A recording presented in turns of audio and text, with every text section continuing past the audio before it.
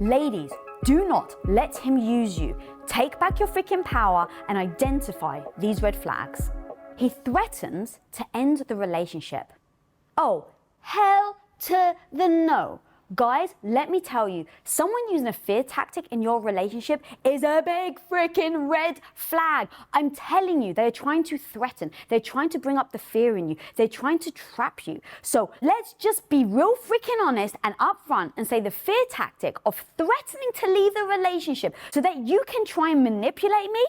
Hell to the no! Guys, recognizing and just stating utter fact and demanding, putting in freaking concrete your pole or your flag and saying, I will not do this. I will not engage in a relationship that uses fear tactics to get me to stay. In fact, that was so powerful, I want to quickly rewind it and replay it. I will not do this. I will not engage in a relationship that uses fear tactics to get me to stay. So now that you've actually just declared that, guys, the very first step in having this discussion with them, in making sure they realize this is non-negotiable, that you are not going to be in a relationship that uses fear tactics, the very first thing I'm going to say is approach it with grace. With grace. Because here's the thing. Maybe your partner grew up in a household where all they saw every single day were their parents throwing threats at each other. Now, what have they done? They've learned their behavior. It doesn't necessarily mean that they actually see how destructive that can be. It just may mean that they've been taught a very, very bad habit that is now becoming detrimental to your relationship. So I'm always going to, step number one is come into that discussion with grace, maybe assuming that he's learned it from someone, but being so freaking uber honest about that line. Give them the benefit of the doubt, but be uber freaking clear about the fact that that's not okay. Be uber freaking clear about the fact that they do not get to threaten you in your relationship. So when I actually met my husband, one of the very first agreements we had was the fact that we would never ever threaten each other and leave in that relationship. We literally pinky swore, guys, but we vocalized it, we acknowledged it, we agreed to it. So that's what I'm trying to do right now. I want you to vocalize that. I want you to be very honest with your partner, set that boundary, make it uber clear, make sure that they understand why. And now it's a wait and see game. I freaking hate it, but it is. It's basically you set the boundary, you let them know why, you agree to it, and then you see if they do it again. If they do it again, then maybe once was a mistake. And you can say, hey, look, maybe you didn't mean to, and I really appreciate all the effort you're doing to really stick to this boundary of not threatening me. But every time you do, every time you threaten leaving the relationship, it causes anxiety in me. And to be honest, I'm going to be very upfront. Causing anxiety in your partner isn't a way to bond together. And baby, I really want to bond with you. So please, if I can request once more that you do not say this. And if they do it the second time, that's when you just become very clear and say, look, I've already let you know twice. And so this is becoming very detrimental to me and to my mindset and to our relationship. And I just don't see a world where our relationship can actually work if we're not able to get through this struggle. All right, now you've been honest, now you've told them, you've been very clear. That will eliminate, guys, that anxiety you have where someone throws something at you and you feel like you're freaking powerless, right? When they're saying to you like, oh, well, if you do that, I'm out of here. All of a sudden, you feel freaking powerless. And that's the whole point. That's the whole point of this whole freaking episode, guys, is don't you dare give your power away. When you see all these red flags, you have the ability, you have the strength, you have the freaking badassery to assess the red flag, to see why it exists, and then you decide whether or not you're going to accept it or not. That's what this is about. That's why you set a boundary. That's why you become very clear every step of the way. All he does is take. Is he just taking, and never wants to give? Or are you bad at saying no? So you keep giving and giving and giving, and he's good at setting the boundaries. This actually does, guys, become an assessment of two things. One, how does he respond? How is he acting? How is he showing up? And two, how are you acting? How are you responding? How are you showing up? Because here's the thing. Maybe he is taking and taking and taking. The truth is, maybe you just need to get better at saying no. I'm here to tell you with all the love in my heart, I'm saying this to help. Maybe you have to get better at saying no. Maybe you just keep saying yes to something. Now, here's the thing. That's not on him. That is on you. You need to set that boundary because let's face it, if they know that you're going to keep saying yes, they're going to keep coming to you. So if you set the boundary, if you can actually honestly assess how you keep showing up, if you just keep saying yes because it becomes a way for you to people please, you've got to address that. So it's going to be imperative for you to look at, is it the fact that you're actually really bad at setting boundaries? Guys, it's okay. I don't mean that as an insult. And I really don't mean that for you to feel badly about yourself.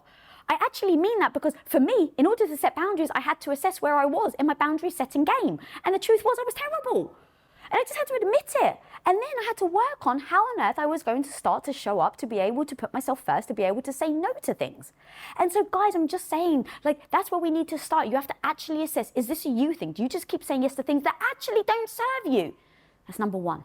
And then number two, it's very, very freaking possible that actually he's just deliberately taken advantage of you. Now, that's very, very possible.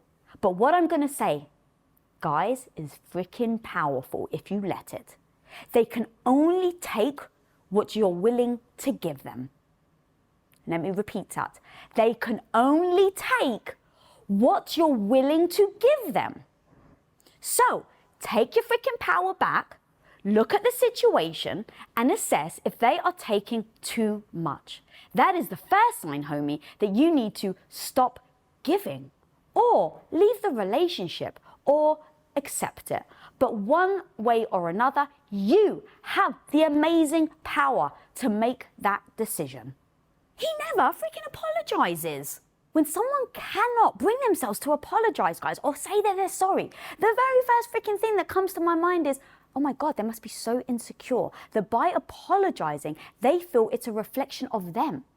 That their ego is so freaking important that they can't bring themselves to say, I'm sorry. Now look, that's no bloody excuse. It just gives me an understanding of why. Because so much of the time, guys, I used to always make it about me. I used to make it about me. But now, guys, having interviewed so many amazing therapists on the couch behind me, I've learned that it's usually about them. So when someone doesn't apologize and it becomes almost comical, where they clearly have done something wrong and they still can't bring themselves to apologize, the very first thought now I have is, wow, they must be extremely insecure and they're trying to protect their ego.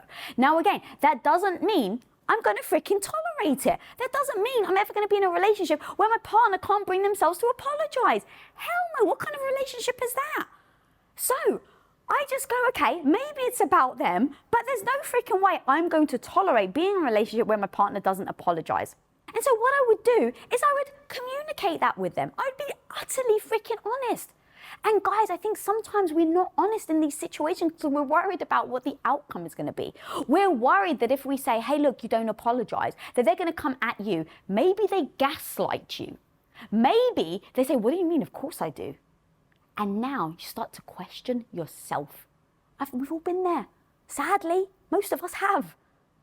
And so knowing that you're going to feel shitty about bringing it up, that maybe they're going to freaking gaslight you, is exactly why maybe you don't bring it up. But guys, just ask yourself this question right here, right freaking now. Do you want to be in a relationship where someone never apologizes? Make it binary, yes or no. Answer it right now.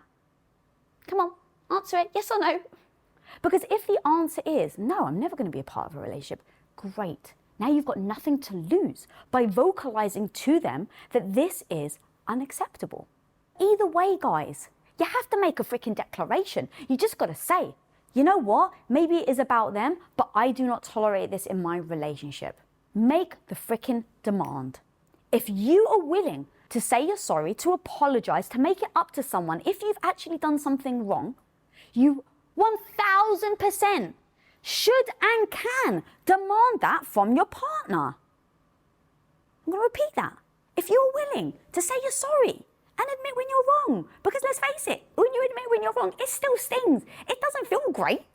But even when you do, you're still willing to show up in service of that relationship. You're willing to show up and put your freaking ego aside in order so that you can have a relationship with your partner that feels like a back and forth, that feels like it's equal. But if your partner isn't doing that, if your partner isn't willing to put their ego aside, even once you've spoken to them, and even once you've told them, hey, look, this isn't a relationship I want to be in, now at least you know. Now you can see their actions and know that their ego is more important than your relationship. That, my friends, is not only the red flag waving, but it's the red flag waving and slapping you in the face. So don't turn your back, don't freaking ignore it. Be open about the expectation, and do not, no matter what, tolerate the fact that someone isn't willing to apologize to you. Put that boundary in, do the line in the sand, make it clear what your expectations are, and if they still are unwilling to put their ego aside, then you know what you're gonna do. Peace. He shows zero consideration for your feelings. This is a non-negotiable for me. This is a non-negotiable. I literally won't be in a relationship where my partner doesn't care about my feelings. What? Guys, you just have to make a demand of yourself. You just have to make a demand that you are so much better. You're worth so much freaking more than being with someone that doesn't care about your feelings. So start with embracing and saying out loud, this is a non-negotiable. So now you've set the boundary. You know that this is a non-negotiable, that having someone caring about your feelings is imperative for my relationship. Amazing. Now you've made that statement. Now you have to assess whether they are the person that is actually dismissing your feelings or not. Now, again, I'm going to keep beating this over our head like a hammer, but I'm telling you guys, the very first thing that I do is assess whether I'm being too sensitive, whether I'm imagining something, because let's face it, we all bring a shit ton of baggage with us. Whenever we are seeing things, making decisions, experiencing something, it all comes with our experience. Maybe you've been shut down as a kid. Time and time again, every time you went to say your feelings. So now, maybe that is a big trigger of yours, that the second you go to say your feeling, if someone doesn't respond in a very specific way, you immediately interpret it like they don't care. Now look, don't beat yourself up over it. Don't judge yourself for being that way. Just make sure that you assess and be honest with yourself about whether this is a trigger, whether you're being too sensitive, or whether they really are being the worst freaking partner and being dismissive to your feelings. Now that you've done that, guys, it all comes back down to intention. It all comes down to intention. Because let's face it, guys, while we all may have the best intentions at heart, it doesn't mean that we're always going to nail it. And in particular, I don't want to be gender specific, but at least in my experience, my hubby sometimes has all the amazing intentions in the world. Like, for instance, the very first Christmas we spent together, he said, what do you want for Christmas? And I was like, oh, I've been hinting to you. So then he's like, oh, I know what it is. I've absolutely nailed it. Christmas comes, it's Christmas morning, I open the gift. I was hinting for a watch. He got me teeth whitening strips. You heard that right, guys. I was hinting for a watch and he got me teeth whitening strips. So the point is that someone's intention may completely miss the freaking mark. So if you're sensing that they are dismissing your feelings, the very first thing to figure out is, do they intend to do it or not? If they don't intend, then the amazing thing is now you can work through it. Now you can communicate with each other. Now you can discuss it. But if they absolutely intended to dismiss you, they don't care about your feelings, what did I just say? It's a non-freaking negotiable. I'm out the door. Goodbye. Adios. I'm on my way. So that is the big freaking key. Do they intend to dismiss you? Now, as you start to talk to them about it and say, look, maybe you don't mean to, maybe you've got past experiences, but right now I'm feeling a little vulnerable, or right now, I'm noticing that every time I say my feelings, like I kind of feel like you don't listen, and maybe it's because you're busy, I really want to respect that, but you know what, every time you don't listen, it actually makes me feel disrespected. Actually, don't use the word disrespected, because now their defense is going to go up. So use the word, it makes me feel unheard. Those little differences between the word you use will make all the difference on how they respond. Again, remember, if this is a partner that you want to try and build a relationship with, a long-term relationship with, you don't just want to keep coming at them like they've done something wrong. But you do want to communicate. So that's what you're going to do here. You're going to communicate and figure out what their intentions are. And then I'm just going to go back to the fact that if their intention was to dismiss you, adios, peace, I'm out of here. He shuts down every time you go to talk about his feelings. Now, on my first date with my hubby, guys, this was something I actually didn't struggle with.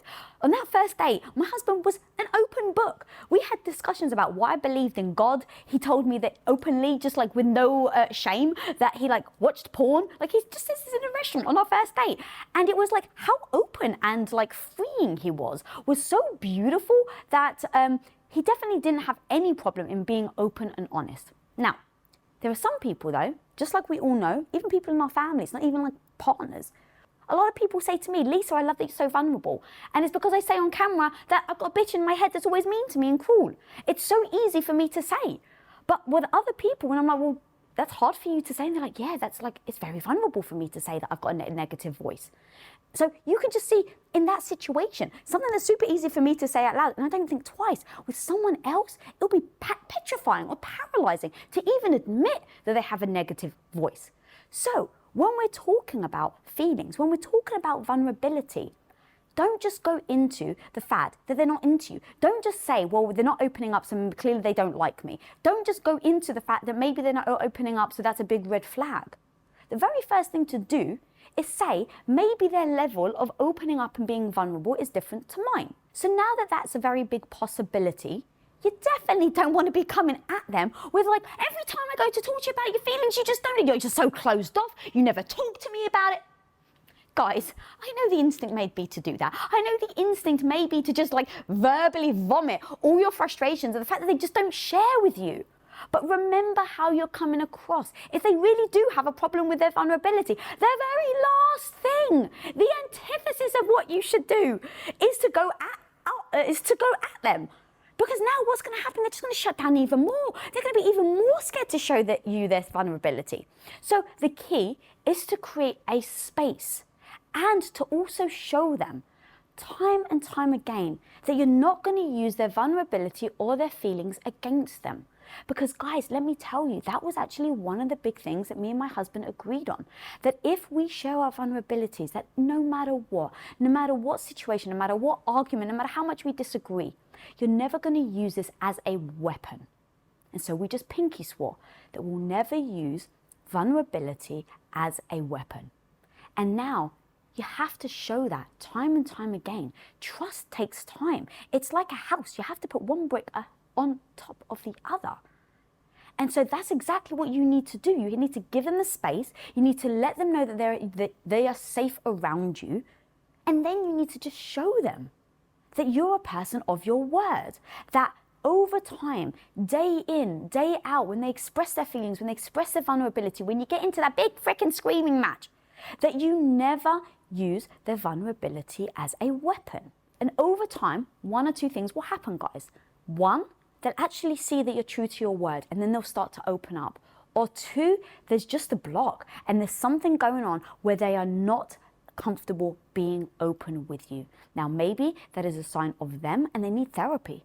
Or maybe it's a sign that they're just not into you enough to be close enough to you to share that vulnerability. Both could be true, guys. But the point here is to assess, have you laid the groundwork? Have you given them the space in order to show up and be vulnerable? And then over time, have you assessed whether this is a reflection of them or a reflection of your relationship with them? Either way, guys, the idea is that you are able to make the decision for yourself. He keeps avoiding talking about your future together. All right, guys, I don't know about you, but sometimes I personally can get a little sensitive to things. So if it was me and I was really, really interested in this guy and I really wanted to talk about my future and he avoids it, I may take that personally. Now, the reason why I want to start here, the reason why I want to start with this is because the very first thing you need to do is just make sure you're not being too sensitive to it. Because maybe you're like on edge every time you bring it up, you're waiting to see what he says. But sometimes, maybe his mindset isn't in that space. So sometimes maybe it's on soccer. And so you ask him a question, and he's thinking about soccer, and now he dismisses you, and you make that about you. So what I would do is actually step number one is I would put my suspicion to the test. Now guys, there's a big difference between actually putting someone to the test or putting yourself to the test. So I actually don't agree on putting your partners and testing them. That actually feels, it's a little unfair, but I absolutely do understand and believe in testing out my own hypothesis, testing out my own way of thinking or seeing things, because sometimes I've got on a different lens. Or even, let me just say this, what if it's the time of the month? Sometimes I'm more sensitive than others. So sometimes someone one day can actually say, oh my God, you look amazing. I'm like, oh, thanks. And then the next day, because I'm feeling vulnerable, someone says, you look amazing. My instinct is to say, what? So I didn't look good yesterday? So you need to start with assessing your suspicion to actually see if this red flag that you are spotting is accurate or not. Right, okay, once you've done that, once you've asked some questions time and time again, just ask, drop in a question here and there and see how they respond. Do it at a time where they're not distracted. Now, after you've done that 1, 2, 3 times, you can actually step back and assess if you're accurate or if it's just your imagination. All right, now let's just assume that your assessment is accurate, because if it's your imagination, now you can self-soothe and go, oh my God, it was my period. Oh my God, that was my hormones making me feel like that. If you see that it's accurate and that actually they are absolutely freaking avoiding the question or the conversation about the future, this is that moment, guys, that I would recommend be utterly freaking transparent with them, because here's the truth. You may not like it, but here's the absolute truth. There's a big difference between someone liking you in the moment, it's like, I'm really having fun, and someone saying, I want to move in with you, let's have a future together. So even if, I'm going to drop this little caveat here, even if they may not be ready to move in or have a future, that actually doesn't mean that they don't like you now. It doesn't mean they're actually using you. But you need to know, you want to know. So what you do is you ask the questions so that you can actually then assess how you would like to react. Because look, if they're not looking for a future and you are, at least you know. But I beg of you, separate the two of, do they want a commitment with, do they actually like you now? All right, now that you've done that, you're going to be transparent with them. You're going to say to them in communication, hey, I'm actually really enjoying this relationship right now. I'm really feeling the vibe. And I would love to really discuss, what are you looking for in a week? What are you looking for in a month? What are you looking for in a year? And I'd love to have that same conversation with you and tell you about my dreams and where I can see this going. Don't come at them. Talk to them, guys. Talk to them. Speak to them on a level where you're actually really wanting to have a discussion. If you come at them on hey, look, every time I bring up the future, you keep avoiding me. Where does that leave them to go except for putting up walls? So to get what you actually want out of this whole thing, to actually know if they are using you or not, be open to having the discussion without coming at them. And then you can ask the questions on how they feel about you now and if they see a future with you or not. By separating the two, by asking all your questions, you're getting utter clarity on where they see this situation, where they see this relationship, where they see you guys going. Now, when you're asking these questions, if they keep bloody avoiding it, if they keep dodging it, if you ask one question here or you're interested and you're not coming at them and they still back off and they still shut down and they still go silent, then I'm just going to be freaking honest, guys, that is a red flag. And now at least you know. And you can deal with the situation accordingly. It is up to you now whether you continue having that relationship knowing that they are avoiding even the discussion of a future with you. And now knowing that, at least you're not beating your head over against a freaking brick wall in 6 months because you are still in that situation. You at least know that you went into it agreeing to the fact that they are trying to dodge the question, and so you're not going to be surprised in 5 months or 6 months because you've got your answer now and you've decided to either leave that relationship or continue. Either way, it is in your hands and in your control. Now, there's no more them freaking using you because you get to decide. If you're too nervous to speak up when someone disrespects you, if you're too embarrassed to ask for that promotion when you know you deserve it, if you want the confidence to go and ask that person for their phone number, or the confidence to walk away from a bad relationship, no matter what you want confidence to do, it all starts with taking courageous action. That's why I created the 10 things confident badasses do to stay confident PDF, which you can download immediately by clicking the link in the description below. By taking these 10 steps together, you'll be able to say the things that you were too nervous to say and do the things that you were hesitant to do so that you can become the woman you've always known you can become. So guys, go grab your copy right now by clicking the link in the description below. Now, back to the episode. He won't freaking introduce you to his friends or his family. All right, guys, I'm going to start by saying it's not all about you. Just because you may feel the reluctancy for them to actually want to introduce you to their friends and family, don't immediately go to it must be about you, that you're bad, that they're embarrassed about you. Stop that spiraling thought. Step back and give the person the grace to maybe have a past experience that has led them to act this way. You have no idea. I have no idea. There may be 1,000 reasons why they are so worried about introducing you. Maybe they had a past experience where they introduced it and all of a sudden this person ended up using them and breaking their family's heart, and their mum got really sad after their relationship broke up. And so now he's actually just trying to protect his mum because he doesn't want his mum to get upset. I don't know. That was just one reason that I threw out there. There could be 1,000. So don't just jump to, they're embarrassed about me, they're ashamed of me, they don't think this is going to last as a relationship. Maybe it's true, but maybe it's not. Maybe it's not. Now, how the hell are you going to know? You've got to ask. You've got to be transparent. You've got to be upfront. Because let's face it, what if they actually do have a valid reason to not introduce you? Don't you actually want to hear that? Don't you want to hear their vulnerability? Don't you want to hear their concerns? Don't you want to hear their real deep reasoning why they're worried? If you can actually show them the grace and not just come at them and make it all about you and say, hey, look, actually, I'd really love to meet your friends and family. It really gives me an idea of who you are, and it really gives me a glimpse into where you've been. And like, it would mean so much to me. But I'm actually getting the sense right now that you're a little reluctant to. And I'd love to just understand why. Maybe it's because you're just not that into me. And look, while that stings to actually hear, I'd rather know the truth than sit and hope and us actually not being on that same page. Because right now where I am, I would love for you to meet my friends and family. I don't want to press you. I actually want to understand why you're not ready so that we can navigate this together. Now they feel like they have a voice. They feel like they've got a space to actually be honest with you. And in those moments, guys, of asking them the questions and being transparent, you can get the truth out of them. Now, look, I'm just going to do another caveat.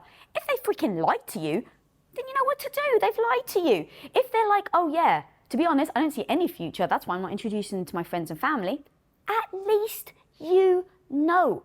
But the key here is to stop letting that voice in your head, that negativity that's probably spiraling, flipping the F out of how much them not introducing you to their friends and family says about you. Don't do that to yourself, guys. You're freaking badass. You're freaking awesome. And if they don't want to introduce you to their friends or family, that's on them. Believe in yourself, believe in who you are, believe in what you bring to this freaking relationship, and now you have the power. Now, guys, you are freaking taking the power back, and you are making decisions in this relationship that suit you. My homie, if you enjoyed this video, then you're gonna freaking love this one. We were trying to boil a relationship down to the fewest number of big ideas. Because you can get lost. Like, there's so many things. Like, as you're really trying to like communicate to somebody, oh, navigate this way and rules of engagement, like you can really go down a rabbit hole. But when we were doing the exercise of like, what are the fewest things? We came up with our list, and it was, I think, 4 things. And I was like, nah, something that's missing. And commitment was the final thing that felt like it deserved its own bucket. And it has played out to be an incredibly powerful idea, which is, it's easy to be in something when it's just fun and games, but it becomes harder to be in something when the times are hard. And if you don't have a value intrinsically, it can't be externally put on you. If you don't have a value inside of you that says, hey, I'm committed to this thing, And so when it gets hard, I'm going to find the solution. I'm not just going to cut bait and run, which is exactly how we've navigated all the difficult things that we've been through, whether it was the first year of marriage, whether it was when you transitioned into being an entrepreneur, which was a big shakeup in our relationship, or whether it was last year at the time that we're filming this, where I was completely consumed with stress and work, and it was very daunting to get to the other side of. But through all of that, it's always been that we have a commitment to each other and to the marriage. And we've always said we would never live in a loveless marriage. We would never live in an abusive relationship. But shy of that, and we always felt like we controlled that we were committed, we were in this. And so I didn't have to look over my shoulder and wonder if you were going to be there. You didn't have to look over your shoulder and wonder if I was going to be there. And so, yeah, commitment is like, if I were going to boil down what's the backstop, because there are 1,000 things you want to try before you get to, and I'm just committed and I'm going to keep pushing through, because you do want it to be fun and games and as joyful as it can possibly be, as often as it can possibly be that.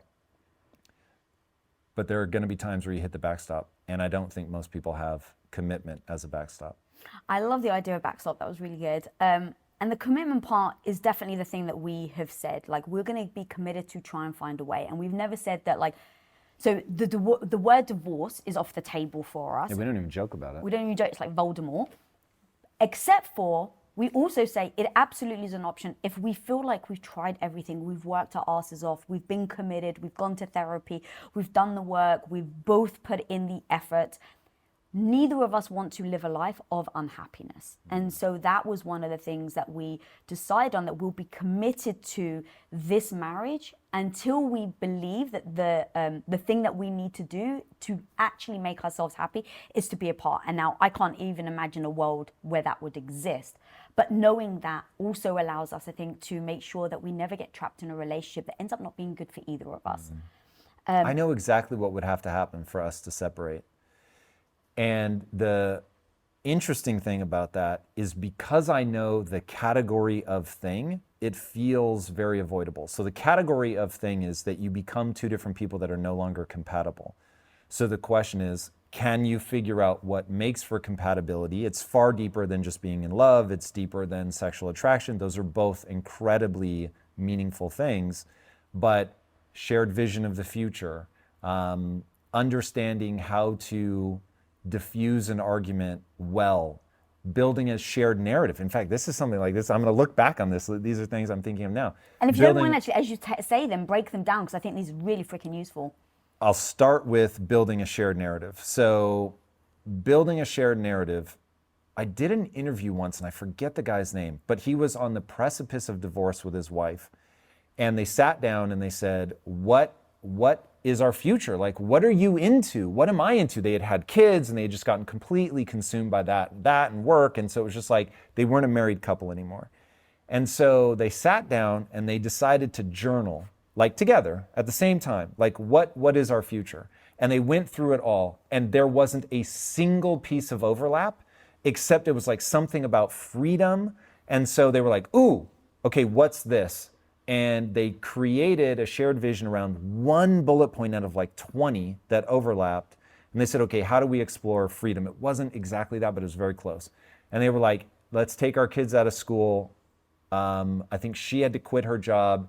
He was an entrepreneur, and so it was like he could run it with the internet. They said, let's pull our kids out of school and sail around the world in like some small ass sailboat. And so they were like, yes, that sounds awesome. We're both incredibly excited about it, but we have to save up 15 grand or whatever. And so, but now they had this shared, what Tony Robbins would call a compelling future. And it was shared. And so they just started like working towards it and getting around the table. Like, what have you done? What have I done? Oh my God, this is so exciting. And by having that shared compelling future, they were able to be moving in the same direction. So taking it back to the initial question of like, what are all of these things that if they fall apart, even our relationship would fall apart, is you become two people that no longer make any sense together. As you were talking, I realized it's super important. That was, I think, the thing that we were disconnecting over in the last year in 2022. Because you having a really strong business experience. And in that you were growing and learning, but you were working 120 hours a week. But you were priding yourself on the fact that you were willing to work hard. It's a very dangerous way to, All right. I get it. You Yes. were priding yourself that you wouldn't give up and that you were there Yes. for the business and that no matter what, you were the type of person that that you are extremely resilient, where you're going to just keep going even when things are hard. And so if that means you have to work 120 hours a week, that means you have to work 120 hours. Now, But I thought that was stupid and knew I needed to wrap that up as quickly as I could. yes, but while you're on that path, you were still willing to do that. And for me, I knew that there was a line between how much I was working and my health. And so I was starting to back off more, and I was like, this is becoming more stressful for me, not less stressful. So the older I get, the more, let's say, quote unquote, successful or financially secure I get. I feel like now I'm not living in my true self and I'm working harder. And I'm like, why am I working harder than I ever did? And Can so, I push on this and find out if we please, actually, yeah. so shared vision, I want to tease apart from poor execution. So if we stopped having a shared vision, which would be news to me, and we would be learning that in real time on camera, which is fine. But so our shared vision, as I think of it, is to build a modern media company that positively impacts people around the globe, just to be broad about it. My execution was poor in that period of time, which is why it was important for me to say, I knew that was dumb. I had gotten myself into something that I needed to get myself out of in an honorable, warrior-like fashion. Some of that resonates with you and some of it doesn't, but that will fall into the execution bucket. But we had a shared vision still, and I think a shared vision that we both still find compelling. yes, but I think that your cost is higher than mine. My willingness to suffer is That's certainly what I higher. mean. The So cost I'm willing to pay. Correct. Yeah. Yes. Thank you. And so actually that's interesting to talk about, because even though we had the same vision and we still wanted the same future, the strategy and approach was very different. You know what? I just realized in the way that I summed it up, I have highlighted the problem that we had last year. Oh. So my shared vision that I just articulated was only about the business. And that isn't true for our entire vision of our shared future, since both of us prioritize our marriage. The problem with 22 was that I was working so much that the marriage took a back seat. And therein lies the problem. But okay, so let's pass this apart. That's actually really clear. So when we started to talk about it, we had built a foundation over the last 20 years where we are able to say the hard things to each other. We're able to be honest with each other and upfront. So that's super important for anyone watching, that you need to build the foundation and the agreement that you can approach things even when it's difficult and say, hey, I'm feeling X, Y, and Z. And that's how, when you're working 120 hours, I absolutely was feeling like I was losing my husband. I was feeling neglected, and it wasn't a needy thing. And I had to process that myself. But I realized it wasn't a needed thing. I actually did need to spend time with you, or I wanted to spend time with you for the health of our relationship. And in that discussion, you said some really powerful words to me, if you don't mind sharing those. I will find my way back to you. I knew that my execution was poor, and I knew I needed to let you know that I knew that it was poor, that I had a plan to get back to you, and that is certainly in the modern era of our life is the thing I'm most proud of. Like, it is so easy now for me to point to something and say, I recognize that I was doing something that was not leading me to the results that I wanted, which is a very clinical way of saying it was bad for our marriage. It's funny, I talk in such a specific As way. so people know, this is how we talk when cameras aren't around. Yeah, no, for real. So It's even actually, this realization was because we talk like this in our personal life. And yeah, no, I don't think people would believe us unless they saw us in our personal life. And there are even times where I'll say to you, this sounds really clinical, but just because it's for maximum clarity. So I knew that I was doing something that didn't make sense. It wasn't leading me to the goal that I wanted. And I knew that I needed to say it to you. And then I needed to execute. And I am extraordinarily proud of the fact that I did execute and come out of that, but then that ends up creating this disconnect between the two of us. so before we get to that, I'm leaving ahead. No, this is beautiful, and I really want to take people through it, because if anyone at home is listening, I want them see how we handle things, and then ideally adopt these types of strategies in their own relationships. They're able to really get through it. And so first thing is you have to build that foundation where you give each other permission to say the hard thing, even when you don't want to hear it.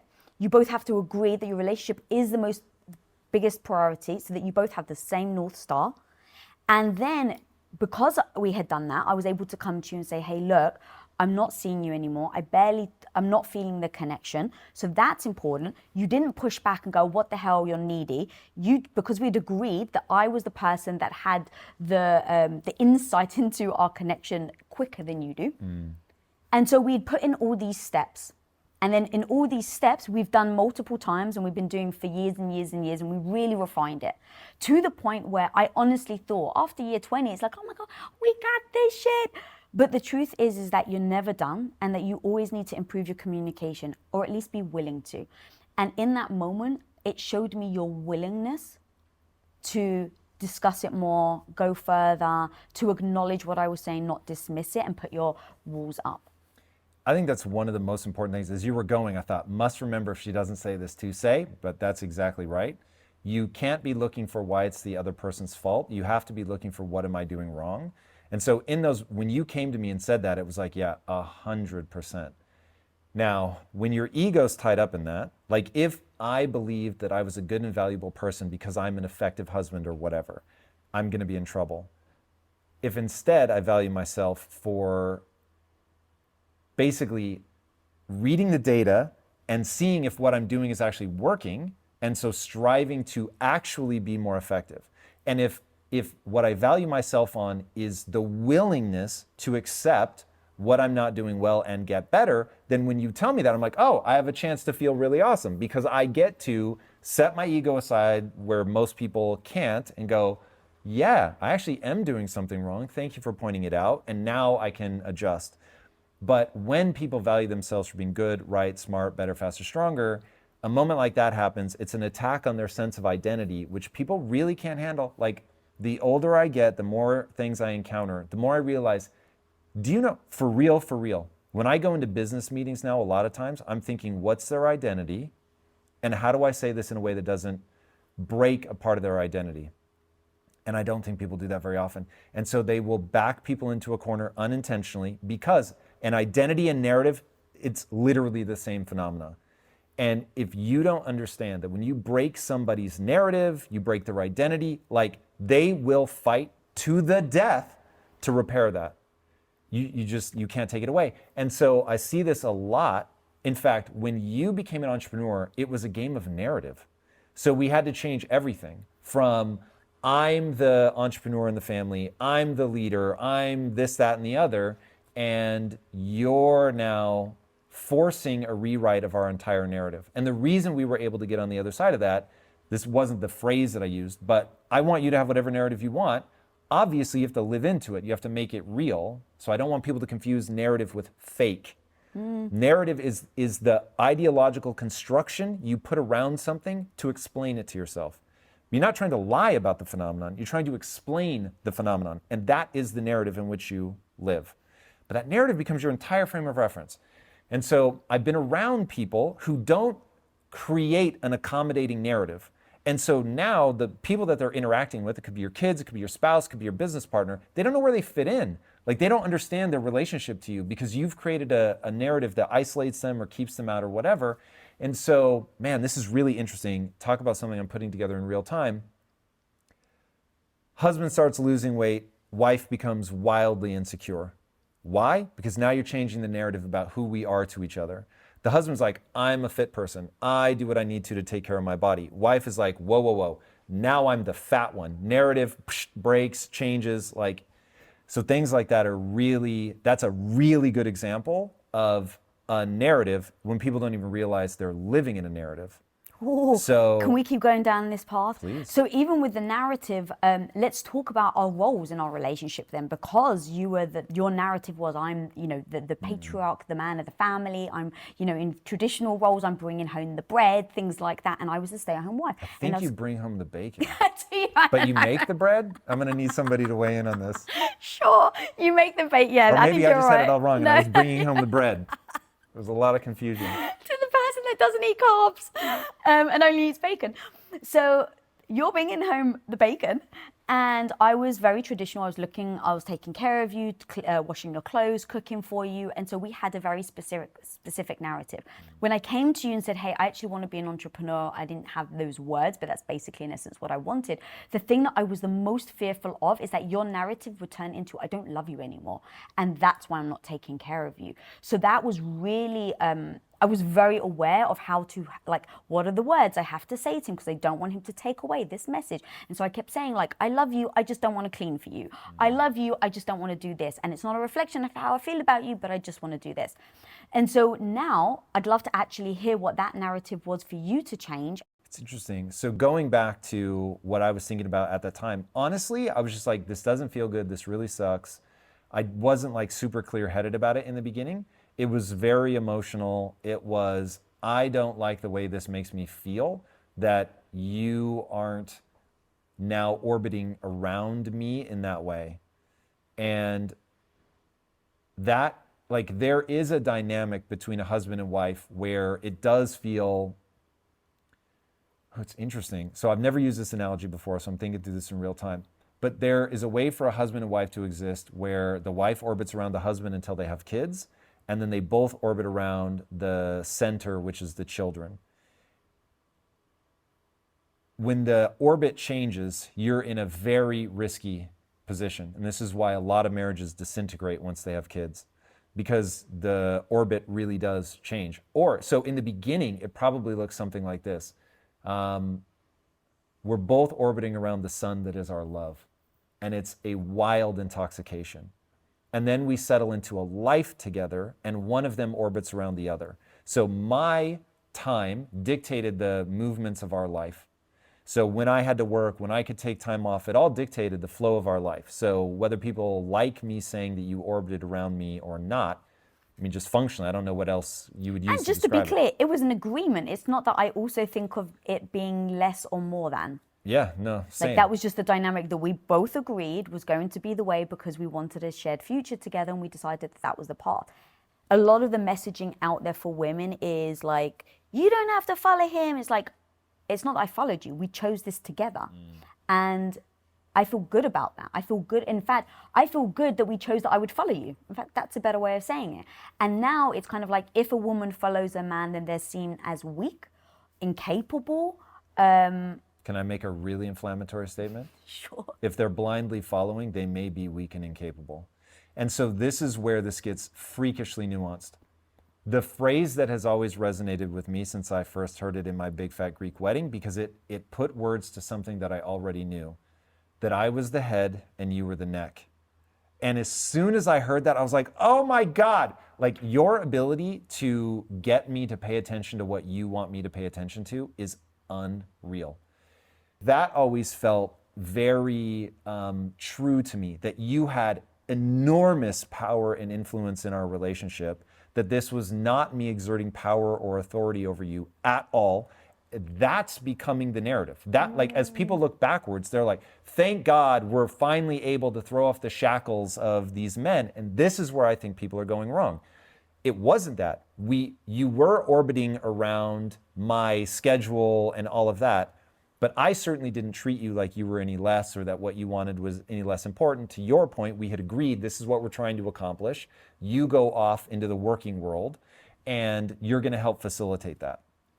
And so it isn't that you orbit around me in the way that you do what I say, or that I'm in control, or anything like that. It's a time influence about how we construct our day and our time.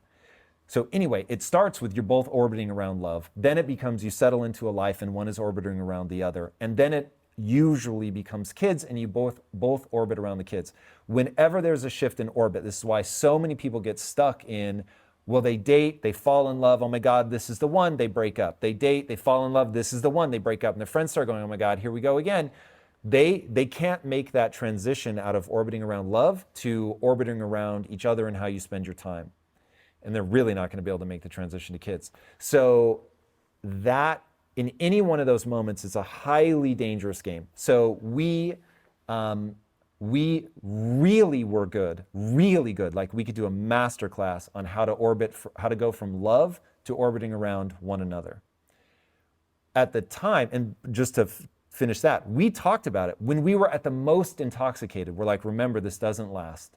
It's wonderful and we should enjoy every second that we have of like this legitimately cocaine-like effect of being in love where you're like, there's no way other people have ever felt like this ever before. It's all consuming. It's going to change. And it did for us, and it became something really profound. In the way that people talk about, until you have kids you don't know, I will just tell the people that are in that initial burst of like fiery romance, if you haven't migrated into that really deep where you've lived through ups and downs and picked each other up and just like fought fights together and all of that, until you've done it, you can't imagine how rad that is. So we transition well there. When we go to the transition of, and now we're orbiting our professional lives around one thing and our marriage around another, it's like, and then our marriage is like this like self-revolving thing that from a time perspective revolves around the business that we're building together. I mean, that's like, it starts to nest really complexly. We need to remember the things I'm saying right now, because us asking about like, how do you balance your ambition and your love? This analogy is how people get tripped up, because you have your marriage here, but it really does it begins to orbit around this other thing from a time perspective, but not from a priority perspective. It's so complicated. So anyway, you have to manage both of these well. We didn't know this at the time. And so we were changing an orbit, which was very disruptive. Now, how do you change an orbit? You better change your identity. You better change your narrative. And so we had to step back and go, what is this new narrative? Because we used to say, and this was both identity and story, you're the CEO of Bilyeu Enterprises. So there's the business that generates money, and then there's the spiritual center of our lives, which is us together. You run this because you needed to have a thing where you had a story of leadership. Because, the greatest leaders know when to follow. And so I think, you're on camera, so you tell me. I think we both agree that if you had to say who's the leader in the family, it would be me. Yeah. And you're the right person for the job. And I think that that's also a super freaking important thing to really just hammer home. God, we could really derail on that. It's not derailing though. I think these are the important things. So if you have something profound, by all means, go for it. Because I feel good about it. Why? Because it's the right thing for our relationship. I don't need to be the one, but I want to be involved in the decision making. The decision says, in my opinion, that you are the right person. And so because we have a goal, we have a shared goal. How do you get to that goal? Let's actually sit down, figure out who the right person is to lead. We both agree it's you. And so I think that's a big part of why we're successful. Okay, I agree. But what you've just touched on, I think is the absolute gravitational center of the mating crisis. I don't have the stats memorized. I need to memorize them, but everybody at home listening, humans in the Western world, certainly, we are having a legitimate mating crisis. Birth rates are plummeting, sex rates are plummeting, marriage rates are plummeting. There's a fatherless crisis. The stats are gnarly. Mm-hmm. So what's the gravitational center of this problem? And I think it's this. It's something called hypergamy. Now, hypergamy itself isn't the problem. It's how it's going to manifest in what I'll get to in a second. But first, let me define hypergamy. Hypergamy is that women, this is universal, women date across and up on two dimensions, intelligence and wealth, or intelligence and access to resources, if you want to think of it that way. So when you educate women, the birth rates plummet. Doesn't matter where in the world you run this experiment. If you educate women, the birth rates will plummet. Now, I'm a fan. I love women getting educated. Educate the life out of them. But there's no utopia, only trade-offs. So as you educate women, birth rates plummet. Why? I'm going to guess it's very complicated. It's no way can you bring it to one dimension. But for simplicity of being able to discuss this, I think the big one is this idea that women go across and up. Now, in intelligence and wealth, There's what's hiding in there is finding the right person to be like, yeah, look, you don't make all the decisions. I don't lead all the time. There are things you're far better at than I am. And when you're the right person to make the decision, I follow you. And I have no heartburn over following you whatsoever. But you, in traditional female fashion, were only willing to date across and up in intellect. Now, on balance, I think I've been very clear in words and action that you and I balance out to be 100% equal.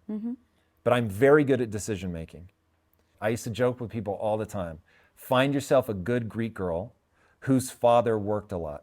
Yeah. Because what your dad modeled for you was the dynamic of, he was the leader of the family, and everyone in the family, I think your mom included, would say he was the right person for the job. She had chosen somebody who was better at, when all things are considered, on balance, was better at decision making. He could think through the variabilities of a problem with a higher degree of efficacy than she could. Not that your mom is not a wildly intelligent person. She is, and she's amazing in her own right. This is why I say, on balance, you are my equal, 100%. We are together a whole, truly apart. I consider myself dysfunctional without you. I've told this story so many times. I was worried for a long time that you would never get the credit in our relationship that you deserve. You are now, I think, getting that credit. Anyway, on balance, you're my equal. I believe that to the core of my existence. But I also believe that we dialogue about everything. But if I'm like, hey, for real, I see something you don't, we should go down this path. Life has shown us that we're better off betting on me when we can't agree in those types of situations. Okay, so. And I can take pride in knowing that I was on board, that I bet on you. Correct. Like that, I take pride in that, not like, what's the word? I don't take that as an insult to my capability. Agreed. You're an extraordinarily capable woman, but hypergamy type behavior led you to find somebody where you're like, I'm going to fight you tooth and nail when I disagree. But yeah, like, I actually think that you're right more often than I am. We found each other when we were so young that we didn't experience what a lot of people are going through. And I said this to you the other day. You better pray to sweet baby Jesus that I don't die. Oh, because yeah. Do you know how hard it will be for you now to find somebody that has more access to resources, wealth, and can, on balance, make better decisions than you? Do you know how small that pool will be? So explain that. You think that The number of men that make over $100,000 is Not the already finance. vanishing in the sun. It's tied. Because what is the number one predictor of your lifetime financial income? What's the number one predictor? The bad news is it's zip code. So technically I should ask, what's the number two? It's IQ. So if you find somebody that's making dramatically less money than you, either they've deprioritized it, so Which it I is, don't there's care. not like a one for, I wouldn't care. what do you mean? I don't care if they're making less money than me. Can I give you another stat? Yeah. So you don't value them less, but would you Correct. be upset if they couldn't get an erection? Oh, upset? No. Get the fuck out. Upset? So No, I would I'm not be talking once. heartbroken for them. For Oh. them, at first. Oh, a okay, year you didn't in, say that. They I keep thought you losing meant an once. erection. Okay, yes. So I lost an erection with you once because the guy had a phlegmy cough upstairs. So it's happened. It's happened. I'm just giving the real shit right now. 100%. But Tie like, this together. This is so fun. I just don't know where you're going. so if it happened a lot, you would be disappointed, I think, at a minimum. Sorry, I would. So the reason I ask, Yes. because I want to get to the punchline, the reason I ask, let's say that you don't value guys for how much money they make. Yeah. Guys who make less than their significant other are 50% more likely to need erectile dysfunction medication. Because, woman, what do you need to make a man feel? Powerful. Yes. Yes. Powerful. And if you're making more money than him, and trust me, whether it should be or not is irrelevant. Because you know people are freaking out in the comments right now. Yes. I'm telling you how the world is. I'm not telling you how the world ought to be. We are slaves to our biology, my friend, and it's just real that if you can't make a man feel powerful, he's 50% more likely to be on erectile dysfunction medication. All right, so what are the things that a man needs? to feel powerful and? Well, so now we're nesting another idea. So you need to make women feel, you need to make them feel loved and supported. And safe. And then you're getting into the cheat code. Then you need to make them feel beautiful and safe. Loved and supported, table stakes, beautiful and safe, cheat code. If you want like the world's happiest marriage. Now, for guys, you need to make them feel loved and appreciated, not supported. Guys want to break their back carrying weight for you. If one of you is going to have to be cold, they want to be the cold one. If one of you has to starve, they want to be the starving one. Women misunderstand men fundamentally. They want to suffer for you. So when they say, I did all of this for you, and you say, no, you didn't, you did it for you, you have fundamentally misunderstood your role as their significant other. You have to look at them and be like, yes, you did, baby, even though secretly, like, what the fuck? So let them carry a weight for you. Let them freeze for you. Let them go hungry for you. They want to be appreciated. They want you to celebrate them for all the hard shit that they're doing for you. They're wired for it. You're not going to be able to talk them out of it. And then the cheat code is only one thing. Just make them feel powerful. If you make them feel powerful, oh my God. So anyway, bringing it all back, hypergamy, over and up, that's what women do. That's like your modus operandi. Now, as you become bad bitches and you start making more money and you get tougher, all the things, carrying hard weight, freezing, starving, yeah bitches. Yeah, buddy. We got this, motherfucker. We do. Now you take this pool of men and you narrow it down to a fucking sliver. And I'm not saying you can't do it. Because they don't feel powerful anymore. They're not powerful because now you're doing the toxic male thing. And when I say war language, let's fucking go, be aggressive. And I was standing up in front of an audience and I was telling them, I'm doing this because this is how I think about it. I imagine myself holding a fucking sword covered in blood. I am drenched head to toe in the blood of my enemies and I have vanquished them all. Now, if you write in the comments that I'm a toxic male, congratulations. You are getting men to be softer as you're becoming harder. They're needing erectile dysfunctional medicine because they're really becoming soft. It's just cool. Be the hardest bitch you can be. What did I say to you? I want you to be whoever you want to be. But God damn it, I have to outperform you to keep the type of relationship that we had. So now I'm like, holy hell, I've really got to become something. And so my message is, ladies, if you want to become the hardest core possible version of yourself, my advice, do it in a way that is different than your man. So if you're going to go be the hardest core entrepreneur in the world, and you know that women date over and up, you're going to be going after a man that's like more elite than you. And this is why women should be whatever they want. I want to be very clear. Whatever you want. I want people to have the life they want. I want women to have their best life ever. But there's no utopia. There's only trade-offs. And so that trade-off comes with, if you're trying to be a hardcore entrepreneur, it's what Chris Williamson calls the tall girl problem. If you're a 6-foot girl without heels, you're effectively dating professional athletes. Because now women want someone, I think the number is 8 inches. I'm almost certain. They want someone 8 inches taller than them. Wow. Do you know how hard that's going to be if you're 6 foot and you want someone 8 inches taller than you? So it's just like in Back to the Future that you were saying about height, where they switched out the main actor with Michael J. Fox, and then they realized, oh crap, the woman they had cast was actually taller than Michael J. Fox. So didn't they go around the entire set and ask all the females in the crew? I think the studio, so Yeah. people that weren't involved in the film, but yeah. That basically asked, do you buy this relationship? Everyone was like, no, a girl would always, most of the time, date someone taller than her. So they actually had to then recast the female opposite Michael J. Fox. Yep. That's fascinating. So now, if that idea applies to other dimensions, do it. Like, I want women to do whatever they want and to live the life that they want to live. But you're getting into the tall girl problem where there's just going to be so very few guys that can do that. Do you want to keep going down this road? Because it actually gets even more interesting. Yes. So here we go. So now you're in the tall girl problem where, okay, guys have to outperform me, right? That's what women are going to say. Word. So you're only going to go for guys that are across and up. Now the problem becomes men are not wired for commitment.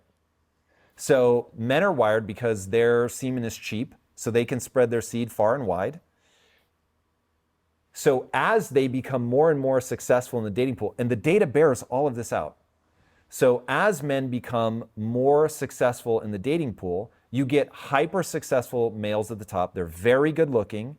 They're extremely successful. So they're intelligent, they're industrious. There's a few other traits that they have that allow them to be successful. And so they're now unwilling to commit because they can go from girl to girl to girl because the women have lopped off like the bottom 80% of guys. They're not, because they're below them. They're not across or up. So now 80% are just gone because women are amazing. They're just as smart as a guy. They can be just as industrious. All the things that are a guy that they can be, plus they mature faster. So now you lop off 80% of guys because they're below you. And as you do that, you get 80% of women effectively competing for 20% of the guys. You're now training those guys so they're very successful, especially because women are lowering the threshold for sex. It used to be marriage, it's now somewhere south of that. And so with the sexual revolution happening, at the same time that women are getting hyper educated, at the same time that they're having kids in lower and lower numbers, and realizing that they can be in their bad bitch mode, they have narrowed the group of men and trained them that they don't need to commit to get laid by the next girl. And since guys are basically wired to jump through whatever hoop they have to in order to get sex, if you remove commitment from the equation, you're now in trouble. And this is the modern dating crisis. And at the center of all of that, I think we're going to find is that over and up phenomenon. That was so fascinating. There's one more thing that I very recently just had a guest on my show, and they told me that men don't need to be physically attracted or even mentally attracted to a woman. They can pretty much get hard and have sex whether they're into a woman or not. And so as a generality, yes. Of course, as a generality. And so let's say a 8 out of 10 guy sleeps with a 5 out of 10 woman because he's like, hey, she's here. And she's like, holy shit, I got an 8 out of 10. Now what happens is she now bumps herself up and thinks that she can get most 8 out of 10s, and so dismisses all men that are 7 and unders. And so as they started to explain that to me, going back to like, I just want to know the truth. Like, I think freaking, obviously I got an entire show to empower women, so you know my heart. But what is the actual truth so that when we can just navigate? That's the key. And then everything me and you are talking about now, that our dynamic is exactly this. The reason why we've been able to have 20 years of marriage is because when we came to a point where this was friction between us, where I was really stepping into my own, we very much had this discussion. And if we didn't have the discussion, I think we may have been that moment where we, really chipping away at our relationship. And that in that discussion, I feel really great being a badass. I've been insecure and I don't feel confident. And so being able to learn and grow and practice and feel better about myself is amazing. And so you really supported that. And you love to see me get into my confidence. But you absolutely pulled me aside one day because I was getting hard. And we had what I call one of, I think, the hardest conversations. That again, I think this is the moment where a lot of people would break and split up. But you came to me and you pulled me aside. And do you remember what you said? You're getting too hard? So yes. So we were building Quest. I had developed our shipping department. I had 40 employees underneath me, and a lot of them were ex-convicts. And so I knew that I had to get hard. I couldn't be pushed around. And so you said, babe, I totally understand why you're becoming hard. You need to. In order for you to gain the confidence, you can't be a pushover. So I understand it. And yet, I am in a marriage where I love it where my wife is soft. I love it where my wife looks to me for protection. And so I have to be honest about this part of me. And I think that right now, either guys are not being honest about that part of them. And I do think either some of us women are trying to shut men down because they judge them for saying that. And for us, we just deal with things almost as fact and as truth. And so when you came to me and said that, I was like, well, I could argue, I could try and convince you, no, it's not true. Or I can say what he's seeing is fact. And his fact and his truth is that he wants a wife that is cuddly, is soft, is nurturing, that doesn't make you a bad person. Can I put a word on it that your audience is going to fucking hate? Sure. Feminine. I don't think they will hate that. Oh, yes, they will. No, I think... You're going to have a percentage of your audience that's really going to hate that. I don't care. But it is true. So it's really interesting to me that somehow it's becoming that the game to play is a masculine game. And I think that is amazing for women that want to play a masculine game. Go for it. You're going to do, like, there are going to be women that really do well at that. But I would also say, let's make sure that there's a viable social narrative for women that want to play a feminine game. Whether that's motherhood or not, it's that there is a feminine expression that we're all like, that's dope. And you're not going to be able to bend culture just by saying it out loud, but I hope that I have a feeling that we're going to rebound back into that and start celebrating femininity again in a really hardcore way. But this goes back to that idea of women, go get as good as you can at something that matters to you and that fills you up and that you're just like, this was a life well lived, where you're burning it on fire for that statement. But if you can find a way to do that, where you don't take too many of the men that you want to be in a relationship with and lop them off from the over and up perspective, so that, like, again, I feel I can say this from a certain safety. I have a wife who is way more masculine than traditionally feminine. And you have a husband that's way more feminine than traditionally masculine. And so my journey has been about getting tough and hard, and your journey has been about making sure that you don't get too hard and that you keep a soft gear in there. So having said that, I will say that, hey, there's a reason that masculine and feminine roles have been what they've been for so long. And it isn't, by my estimation, that men are tyrannizing women. It's because of all the things that we're talking about right now. Like, you can't escape your biology. And so men are wired in a certain way, women are wired in a certain way. And as we sort of medically find ways past this, being able to control your period, being able to control your reproduction, all of that stuff, then it's like, oh, we're going through this. It's a changing orbit moment. Oh my gosh. So it's this moment where men and women are changing their orbit and how they relate to each other. And when your orbit changes, then things get really risky from a stability perspective. But that's where, so as the orbit is changing in the world, that's where I think so much of the judgment is coming from and trapping so many people. Because with me and you, it wasn't like, what should we do? What shouldn't we do? What does the world tell us we should do? It was, oh, you want to be like this? I want to be like this. Oh, hey, this is what's happening. How do we evolve? Like, it wasn't, what's the world going to say if I say, oh my God, but I'm soft at home with my husband? I don't give a shit. I was like, do I want to be soft at home with my husband? Yes or no? And does my husband want it? That's all that matters. And so because I never got trapped, and you never got trapped, at least from what I understand, ever on external opinions, it was always, I want to babe, if someone's breaking in, you better bloody believe I'm turning to you to protect me. When we walk up to a door, I love that you open the door for me. And so all the narrative right now is going, well, ladies, why does a man need to open the door? He doesn't. You don't need to open a door for me. I very much am capable, but I like it and I want it. And I have every right as an individual to ask any person, my husband especially, hey babe, I really love it when you open the door. If other people perceive that as freaking weak, I don't care, because they're not in my relationship. Every night when I go to bed, I know that I'm lying next to the man that I love, who would give his life for me, and I would give my life for you. Period. So if other people outside think that I'm weak because of it, I don't give a shit. And so I think that's where people are getting trapped. Most men wouldn't have said that to their wives. Most men wouldn't have come up to their wives and go, look, I understand why you're getting hard, but I actually miss this side of you. And this is what I really love in a wife. And this is really what I want in a partner. Most people wouldn't have done that. And so this becomes that, what are you looking for? What type of person do you want to be? Because if you had turned around to me, awesome, so I'm really getting fired up now. If you had turned around to me and you had said, hey, I hear you, you want to become an entrepreneur, but that wasn't what I signed up for. I married a woman who said that they wanted 4 children and they were going to, they spent the last 8 years taking care of me. In that moment, I couldn't have hated you.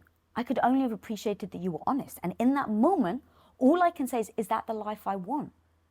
Because you're honest with me. And if you're holding back, what's going to happen is dust settling, right? It's the death by 1,000 cuts, where it's like, well, it doesn't matter, where it doesn't matter. And then before you know it, 20 years down the line, we are no longer communicating on the same page, because you didn't say the thing that you needed to say 10 years ago because you were worried about judgment, about gender roles that other people from the outside or your partner may judge you on. Yeah, it's crazy. This is all really intriguing to me. And when I think about why people break up and then what they do with their next relationship tells you a lot about what they felt was missing in the relationship. And so you get the classic arc of like husband and wife build something together. They have kids. The kids grow up, and then the wife is like, peace out. Now, what's interesting is that women initiate most breakups, certainly most divorces. That we have data on. I would hearken to guess that they do just breakups in general.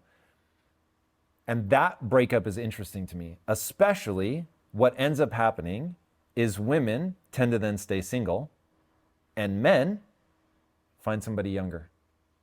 Now, why do they find somebody younger? First of all, their brain is being squeezed to death on signals of youth and fertility. So that's a big part of it.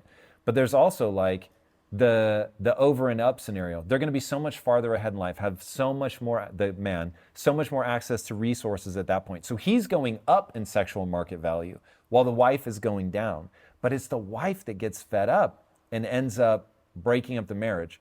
But utterly fascinating to see that next move play out, because all of that, and that was, I'm reacting to the hardness. And like, if, let's say in that moment, we had collided and we couldn't get over it, and I was just like, yeah, I can't do this. I would have gone, the next person I got with would have been somebody who I'm like, do you have any interest whatsoever in becoming an entrepreneur? Because if so, you gotta go. So, because I would have filtered for that. And so it's very interesting. And I think the reason that women initiate the breakups is because they really come into their own.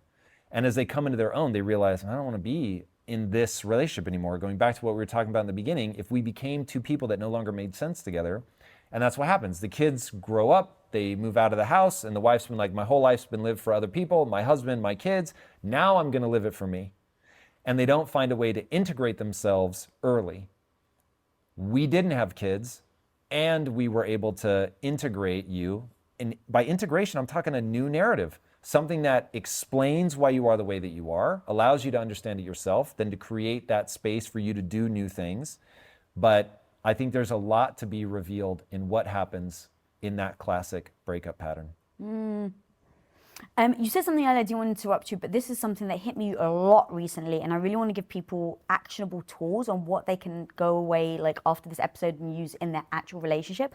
And so the whole thing about I don't know how you phrased it, but men want to feel appreciated and powerful. Loved and appreciated. Loved and appreciated. Table stakes. Thank you. Okay. Powerful cheat code. Okay, so I really want to break these down, especially for the women as well, because it's super powerful. Because for 20 years, you've been saying pretty much the same thing, and only 3 or 4 weeks ago, it really hit me. I'm like, oh my God. In the appreciated. So brutal. And so, what did you say? Frame of reference is so brutal. It is so hard to pierce people's frame of reference. Like, you could say something to me for 6 years, and then one day I'll be like, oh my God. You were so adamant that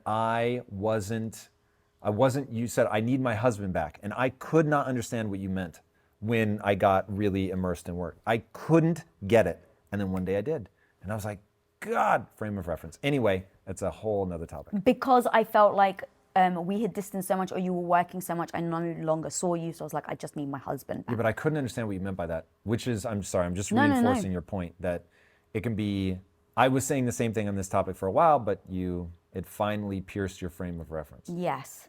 I can't remember what did I say my example? So the men need to feel loved and appreciated, and then powerful cheat code. Thank you. So recently, it was like in a real life situation, and I have a problem with feeling guilty. I'm sure most women can relate.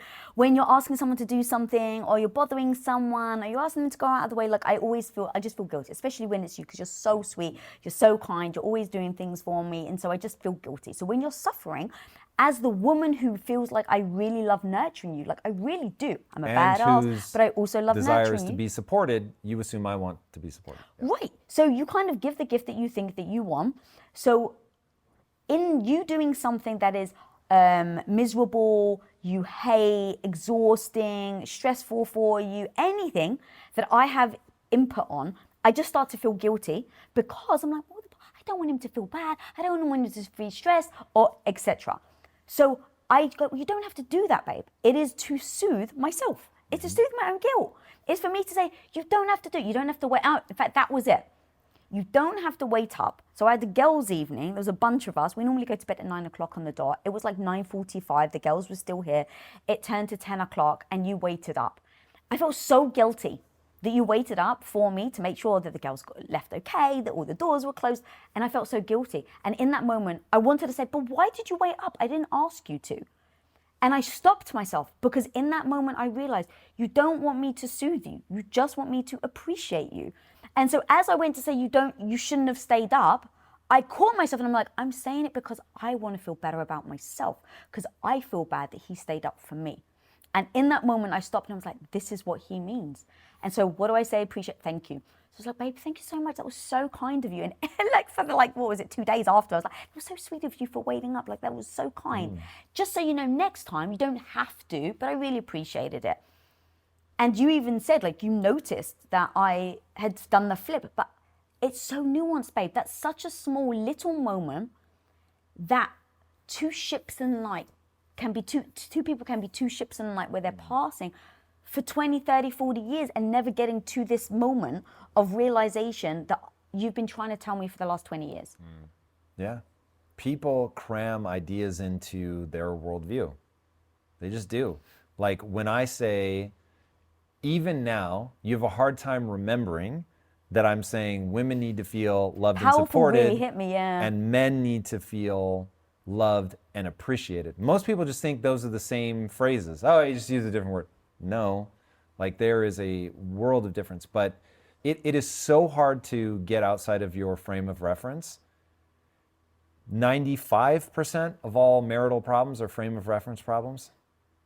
Can you break can't tell. that down a little so people understand, and then how you can identify when it's a frame of reference problem, Yep. and then how you actually discuss that with your partner? Because sometimes one of the biggest things that I got when prepping for this interview was, we want to know how you guys argue successfully. Because most people just explode, and then before you know it, their relationship is broken. Okay, so frame of reference is made up of probably 5 things. So values, beliefs, rules, and routines. That's like the core 4. But then there's one more thing, which is you could nest it under beliefs, but it's how you think the world works. And so a lot gets lost in the how you think the world works. And so we've all made shorthand, rules of thumb for how things work. Do it all the time. Your brain is a prediction machine, so you've got, like, even now when I pulled the sleeve of my shirt, I expected the cotton to feel a certain way, I expected the amount of friction to be a certain amount, and if anything had been violated, my brain would have immediately gone, something's wrong. But if nothing's wrong, I don't even notice. So you have this worldview on a gazillion things. Who you think your partner is, what you think your partner ought to do. Okay, Should ought, they pay for dinner? Not yeah, pay for dinner. 100%. Great example of an ought versus can or is.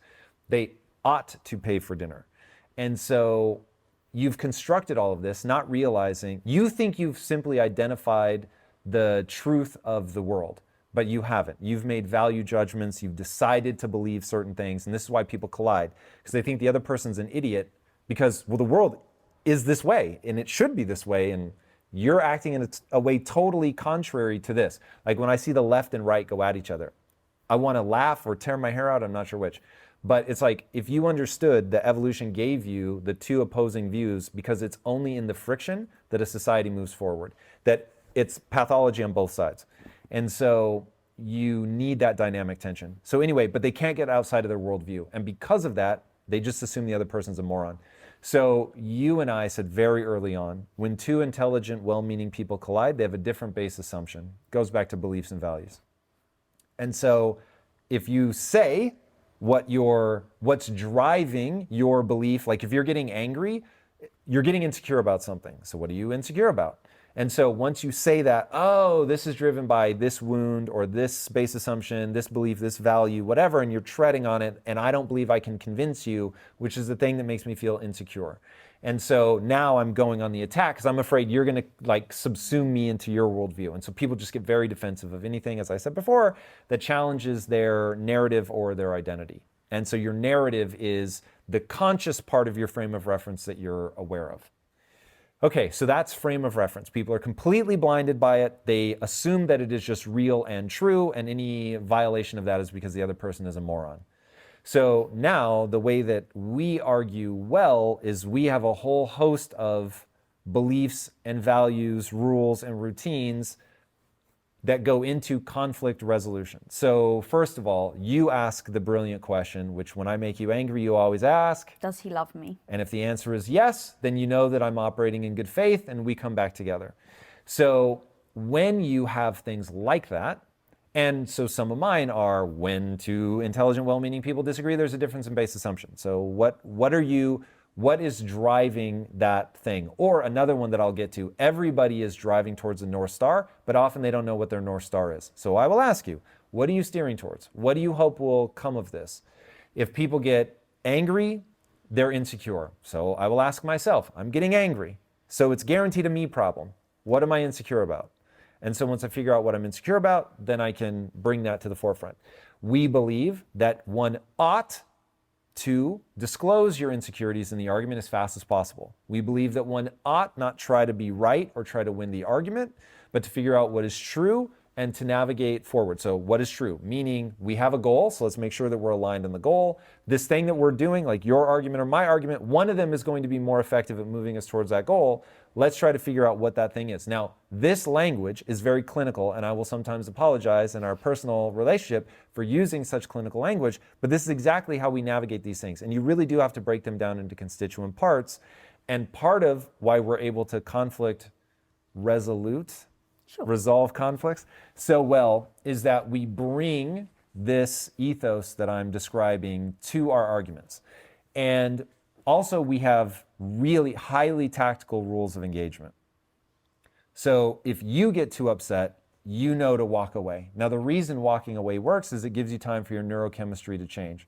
So if we're getting into a fight, we want to make sure that it doesn't ruin the whole day. So we go separate ways, cool. And the gold standard for you and I is for one of us to break that fever and then come to the other. We're going to do it at the same time. Yeah. On 3. So we will come to each other. We're both mad. We've had an argument. Mad as hell. I'm normally the one that leaves because this is also the thing. I want to keep going. We've discussed our arguments and how we behave. You're the one that keeps pushing, and I'm the one that needs to walk away and calm down. And we used to butt heads. We just agreed this is how we both argue. Let's respect each other's way of doing it. You know that you're never going to get me where you need me to go if you don't let me actually walk away and calm down. So we've agreed. And then if we're both apart. The gold standard is for one of us to break the fever, and as soon as the fever is broken in you, we have given each other a chip, and we play it in the following manner.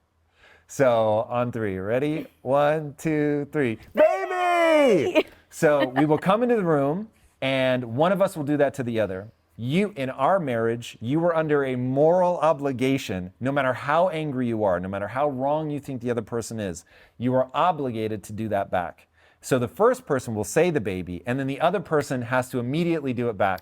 And can I just break down even more? Please. Because these are the things that I think is actually really useful for people. We can go, really high level, but like this is actually, I'm like, okay, I know you don't feel like you're still freaking mad at him, like gritted teeth, but it's a change in your brain, in your chemicals. Like you just know, it's like when you're really arguing and the phone rings, right? You know you can immediately switch, go, I can't believe, hello. Yeah, so true. So knowing that you can do it just means how do you push yourself into it so that you can then allow the chemicals, like fake it till you make it kind of thing. And so I don't know how you do it, but I actually have to count myself down. So it's like, all right, like 5, 4, 3, 2, 1, and go in the room and do it, even when you don't feel it. It's like, it really breaks the spell. But the agreement is the other person has to reciprocate. No matter what. Yes, except 100%. for one time where you didn't. And even, it was like, probably about 8 months ago. When I did it, you were still mad. And I even said to you, and this was one of these, here's what the great news is because we talk about everything, when it happened, But I would have explained myself in I that even moment. said to you in the moment, babe, you just broke our commitment. And you were like, oh my God, of course, baby. And I was Okay, like, I was no, gonna now say. I'm mad. And so you're like, hang on a minute, you just said that. So in this exchange, where Right. literally we've been doing it for years and years, and then all of a sudden we somehow just like are disconnecting. And so it's like, then you get pissed and I get pissed. And because we were both doing it, it then became a funny moment where we were like, all right, what the fuck are we doing? Like, this is the most ridiculous thing. Yeah. But Yeah. even then, it's important to say you're never always going to be perfect. And then, even when in those moments you're not perfect, for us, we just didn't give up and we just kept going, baby. Tactics are so powerful. Having tactics, but you have to build a shared understanding. Well, one I want to actually throw in. People say like, oh, never go to bed angry. If that is an agreement you both have, cool. For us, we've actually discussed it, and we realized that even though other people, everyone at the time especially, was like, never go to bed angry, that's the worst thing for your relationship, we just realized actually it's great for our relationship because both of us wake up the next day, you're fresh, you're not tired, right? Arguing at 1 a.m. doesn't get anyone anywhere. So we were just like, oh, we're actually more tired, more hungry, it makes the arguments worse, we're less clear about what we're talking about. But do you know why many people say don't go to bed angry? I had a perception of like, if you die in your Yeah. sleep. So what did we do to combat that? Oh, you're right. I mean, we've got plans on plans on You're plans, right. homie. Yeah, you're right. I want people to understand like how much energy we have I put couldn't into remember this. that was why we did it. It was more just as a reminder, but you're right. So we have said to each other many times, I want you to know that if you and I get in a horrible fight and you say that you hate me and that you wished I had never been born or whatever, and then you die, I just want you to know, I know that you loved me, and vice versa. So God forbid, because it's always the person that lives that's like, the last thing I said to them was horrible. Yeah, And it's I hate you, I can't believe, yeah. We wanted the other person to know that, look, I get it. If we get in a fight and we say something, which we've never said anything like that to each other, but even if we did, like that we would know that that was momentary anger and that not to worry about it. That way, we can do things like, I'm gonna go for a walk or go for a drive or whatever. God forbid you end up getting in an accident, that we don't spend the rest of our lives like torn up. I still would think it will suck, but at least I have, like we talked about it. And So actually, you're right. We've agreed, go to bed angry, do what we need to, but we must always remind each other that we love each other. And that's why no matter what, no matter how angry, pissed we are, we'll always kiss each other on the lips and say, I love you. Even if it's like, yeah. love you, love you. Yeah. But even sometimes that makes me chuckle because we're like, just so cute. Like we're just mad at each other, but we still love each other. So yes, that's a great strategy. And in fact, you were about to say something else, which is another tip that we do about not saying something that you can't take back. Yeah. Don't say it. It's one of those like there, and I feel so bad, and I want to make sure that people feel like there's a path to recovery, but it's like, man, there are just things you don't want to say. And the way that we've always thought about it is don't weaponize the other person's insecurities. So one of the greatest things about being in a marriage and running the experiment that we're running, which is what happens if people just refuse to let the love die? And so like, we're going to make this work. It's pretty amazing what happens over a long period of time. And even when I was young, I had a hypothesis that has certainly turned into a working theory, which is there is nothing better that life has to offer you than a shared life. This is why people love friends. This is why people love family. This is why being in a marriage is amazing. You're sharing a life with somebody, and there's no fast way to make an old friend. You just have to put in the years, you know what I mean? And so it's a really beautiful thing. So you want to make sure that you're not saying something that's going to damage that. And so coming in, we said, okay, the reason that this is the best thing that life has to offer is because I can be completely myself. I can be completely vulnerable. I can admit things to you that I would never say to other people, insecurities, whatever the case may be. And in doing that, there's so much trust. And all it takes is for you one time to win an argument by shutting me down, by saying, oh, remember that thing that you're insecure about, that you said maybe I'm not good at this or I'm dumb or whatever. Like, broken forever, you're done. And that creates a distrust. People put walls up. And I've always thought the most optimistic, hopeful thing a person can do is go through a brutal breakup and then come out the other side and still be willing to open their heart again to somebody else. But the way that you not end up in that situation is by not weaponizing their insecurities. So there have been times where you could have ended an argument instantly by jabbing me with an insecurity. I could have ended an argument by jabbing you with an insecurity. We've never done it. And so that is, I think, really smart. I think also though, as you were talking, if someone does do it to jab them, so let's say we were in an argument and I was doing something to jab you, that's intention. And that's where I go, why would I, if I was the person doing the jabbing, because that I can control, almost can't control you, right? So I'd go, why would I deliberately want to jab at them? Jabbing to me means I'm trying to protect myself from something. So I'm trying to hurt you before you hurt me. Okay, well, why am I trying to protect myself? And then that becomes a sign of maybe something underlying that I would then have to look at. But if you ever hurt me deliberately, I know that I would never intentionally want to hurt you back. And so I think that that's a big part of it, that I've never used your words or your insecurities against you because I've never wanted to hurt you.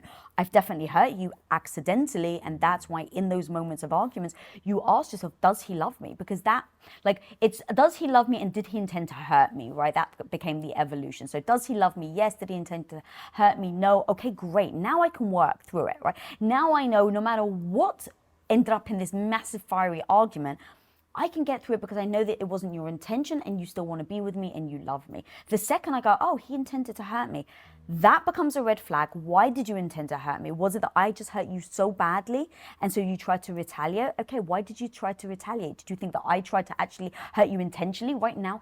And then it becomes a very different discussion.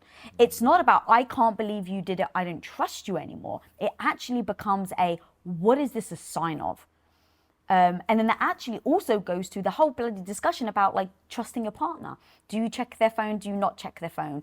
How much do you trust them to go out with another woman on, when you're not there? Things like that. And it comes back down to, if I felt like I had to check your phone, it's not about the bloody phone. The second I feel like I have to check it, babe, I'd be like, oh shit, there's something wrong with your marriage. Facts. I've never understood why people would stay in a relationship like that. That doesn't mean that you have to jettison, but it does mean you have to address it. Hey, look, in fact, I think I've earned the credibility in our marriage. So I can say this to you, the audience may not believe me, but I would sooner say to you, I feel like I want to check your phone, than I would actually go check your phone and be like, we got to talk about this. And then hopefully you would say, whoa, what's led you to feel like that? And then I would tell you exactly the things that you have done that made me feel like that. Most people, they're not going to say they feel the compulsion to check your phone. They're just going to check your phone. And then the difficulty of saying the difficult thing, it's just... And then even in that though, we would discuss, okay, let's separate emotion from fact, right? It's okay, I've done something that makes you feel like that, but let's actually walk through the facts of what I did. And now, is this a me thing where I actually did do something to give that little insecurity jab? Or is it that you're insecure and in my actions, you've perceived it to be something that actually is a part of your insecurity and not actual fact? And so that was really hard, if I can just be honest, for me more than you. I don't know if that's a male-female thing, but I was just like, yeah, but I feel. And you were always being very respectful, but and we've had to navigate this because I'm like, look, I can't separate my feelings with facts in that moment. So even in that moment, if you're trying to say, but what are the facts? I'm like, I can't do it. You need to give me this. I don't understand that. You need to give me, I just can't. I just can't get out of my way of emotion. So really asking, hasn't life taught you that you can't trust your emotions? No. Life hasn't taught, I've lived this life with you. But life has taught you over and over and over that you can't trust your emotions. It's taught me, but in hindsight, every time I feel the way I feel, it feels like truth. Now, but here's the thing. In the moment, I just acknowledge it feels like truth. I know better, but it feels like truth. So I can't I can't separate right now the enmeshment between the feeling and the truth. I just can't. It's so enmeshed. And so all I try to say is, I know that they are separate. I logically can work through that. But when I feel a certain way, even though you don't, I do. And I just have to be honest. I don't judge myself. I think you're misunderstanding me. So when I'm in the feeling, it feels true, it feels real. It feels like there's no universe in which I come out the other side of this and don't go, I'm right 1,000%.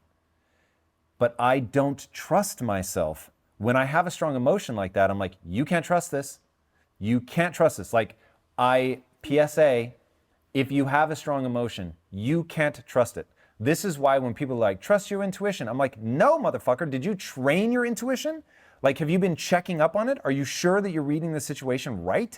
So I do not understand people that feel that because they feel something, they should act on it.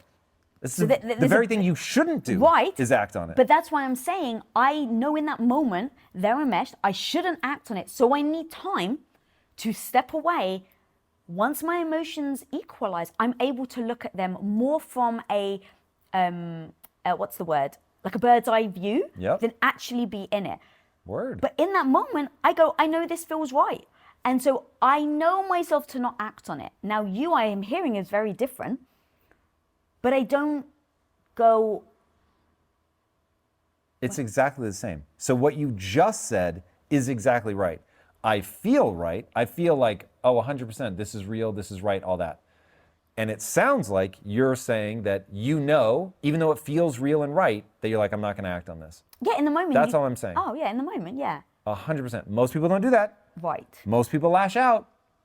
If I'm honest, you and I both know somebody, her name is Lisa, and she does occasionally act on her emotions. But I'll and even every say time I look that. at her, like she has roaches on her face because I'm like, what are you doing? So here's But the hang on, problem. can I just say though, Yep. the thing that I've done, which I am really freaking proud of, that I want to echo, is that even in that moment, I acknowledge you, and you said it earlier, I didn't want to interrupt you, but it was really powerful. You own your insecurities and you own your own triggers. I own my own insecurities and I own my own triggers. And the fact that we own them and know they don't serve our relationship means that we can come to in our relationship and be honest about them, but use that as a way, the honesty as a guide that I'm not there yet. And so for me, that's what I say to you. I wish I was better at this right now. My skills, and for people, I actually say this to you. Yeah. I wish I was better at articulating my feelings right now, but I'm not. I'm just feel triggered. And so what I need to do is I just need to walk away because I'm feeling triggered. I know this won't go anywhere. So please just let me walk away and then we'll come back. But even though I'm feeling the feels, I'll be honest about feeling the feels. Now, to your point, I think what people don't do is they don't acknowledge the feeling in the moment as being a feeling. They acknowledge it as fact. Yes. And to make matters worse, it feels so good and so congruent to act out your emotions that you get a positive reinforcement loop that's like, word, yeah, it's exactly what you should have done. And people that say otherwise are crazy and they're out of their minds. No. One, in my worldview, people ought to steer by effectiveness. So I have a goal. I ought to do the thing that moves me towards that goal as effectively as possible. Now, there are presuppositions in there. I assume that your goal is exciting and honorable. I assume that you're not a dictator. You're not evil, but yeah, assuming that you have an honorable goal, you should judge the behaviors that you enact based on what moves you towards your goal. Period. And so in the middle of arguments, you think that that's what couples do not do. They just want to be right versus move towards the goal? So what ends up happening, the biggest breakthrough in my entire life was when I realized that I had goals I wasn't aware of, but that I was always steering towards my goal. And so what happens is the goal people have is to feel good and congruent by enacting the emotion that they have, because it feels very weird to go 5, 4, 3, 2, 1, baby. That feels weird. It doesn't feel good. It doesn't feel right until 4 seconds later when it feels amazing and you're so glad you did it. But in that first, it feels fake. It feels like you're letting them off the hook. It feels wrong for a gazillion reasons. And so what I had to realize, the reason that we do the baby thing is because my real goal is a joyful, wonderful, light of my life marriage. And I won't get to that fighting all day. And if I let myself stew in these neurochemicals and think about all the ways you've just wronged me and how dumb you are because your worldview is not the same as mine and if I do that, when the neurochemistry finally wears off, I'm going to say, that was really stupid. And did 100 times, which is why we now have this rule. It's not like, hey, the first time I met you, you know what we should do if we ever get in an argument? We should go baby. It was like, I wasted so many Saturdays and I was furious with myself. And I was like, what am I doing? And so in a sober moment, I said, I'm going to act in this way when the inevitable thing happens. Because my goal is not to feel aligned where I'm angry, thusly I'm going to act angry and make sure she knows I'm angry, which would feel awesome. When I get mad at you, I like being mad at you. I like letting you know I'm mad. I'm like, I want to win this argument. That would feel awesome. But I know better, and so I try to get myself out of that, meaning I know that that does not lead me to light of my life, marriage, joyful, where I've elevated you, which is one of my highest values. I believe I ought to be elevating my wife. And so it doesn't do any of those things. And so when I'm emotionally sober, I'm like, that was stupid. And I don't understand people who life has taught them, that feels so good, keep doing that. When you're angry, be angry. Act angry. Let people know you're angry. When you're jealous, act jealous. Do crazy things. Grab their phone. All that, because it feels good. Like you're scratching that itch. Whereas I'm like, yo, if I feel jealousy, like this is not going to get me where I want to go. But I've carefully defined where I want to go. So I know this emotion is not serving me. I need to address it. Wow. I love how you break that down. And do you think that that's a part of some of the problems people are finding when they're juggling, I don't like to say the balance, but a lot of people want to use the word balance, work and career and family and love, where they get their goals conflicted, or they're not actually clear on which one is priority or which one's more of a goal. How much time do you have? Let's go. Okay, Jesus, this is a very large, you basically said they've got all these things that they want out of their life and they're acting a fool, if I can just sum it up. That was me in my 20s, so I know exactly what's happening. And yes, a part of it is that they have conflicting goals, but more importantly, they have goals they don't even realize are goals. So now let's make this about women for a second. I want to be on my bad bitch arc at the same time I'm on my mother arc. Good luck. Nature's going to fuck you up. Because nature is going to go, oh, you thought you were on your bad bitch arc? Nice try. I'm going to pump you through full of so many chemicals that you're going to be like, I've got to take care of my baby and nothing else matters. But by the way, you still have all these goals on your bad bitch arc that you didn't accomplish. And so you're now conflicted. I've never loved anything like I love this thing in my life. Nothing comes close. I would lay my life for this thing. I would kill all you motherfuckers to protect this thing. But damn, I feel guilty that I'm not still building my business. Am I still a good person? Am I still a bad bitch that I'm taking? But I really value being a bad bitch. But God, this thing owns me heart and soul. So you get that kind of conflict. It's brutal. Being a human is hard. And there is no right answer. It's not like being on your bad bitch arc isn't wrong or bad. Being a mother isn't wrong or bad. But there are trade-offs. You're going to give up certain things to be a mother. You're going to give up certain things to be a bad bitch. And have you worked on the narrative so that you know how to deal with that as you move through phases in your life? Because those different phases are going to be literally different versions of you. You're different versions of you on a given day. Think about if you get really hungry. You're suddenly in a different personality. Well, joke, we call it hangry. But it is a different microcosm of you. You act differently, you process data differently, everything about you is different. You become myopically focused on going and getting the food. Same thing, like if you want to understand a guy in his 20s, if you don't understand the micro personality of being horny, you are never going to understand your man. So it's like understanding that. You move through, if you can move through micro personalities in a day, imagine what you're going to do on decades, right? You just become a wildly different person. So one thing you and I have talked a lot about, we decided not to have kids, but we've gone into it with our eyes open. We will regret, I guarantee it, we're going to regret, the older version of us is going to regret not having children.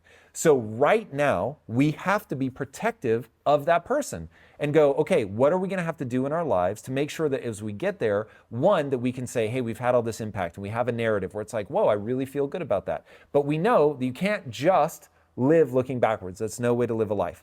It's important, and it's a huge, whether people want to admit it or not, it's a huge part of who you are, is how you view your past. So we're thoughtful about that.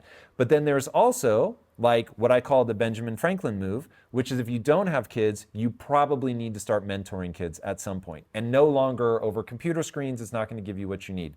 So you want to start, as you get older, plugging into something where it's a very finite number of kids. For some people, it's going to be Aunt and Uncle Stilo. Our family has not delivered us the goods on that. I've tried to outsource it to them and that did not work. So we're going to have to find things, whether it's going into a local high school, middle school, whatever, and like being the, the grandparent that's like, hey, we set up time and we let kids, like a counselor, whatever. Haven't gotten that far. I've always thought of it in the entrepreneurial sphere, but it's like you'll do a thing where, let's say, this is how I've always imagined it in my head. We take entrepreneurs that are anywhere from say 16 to 25, and it's like we mentor them.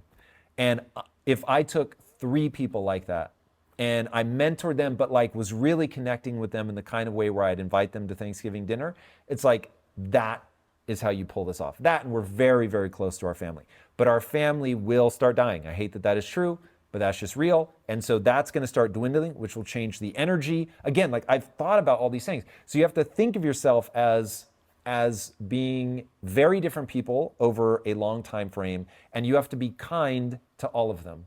And so as you think about your choices, you're like, okay, well, that person's not going to dig that, right? So if I had kids now, they say that the greatest hell is meeting the version of yourself that you could have been.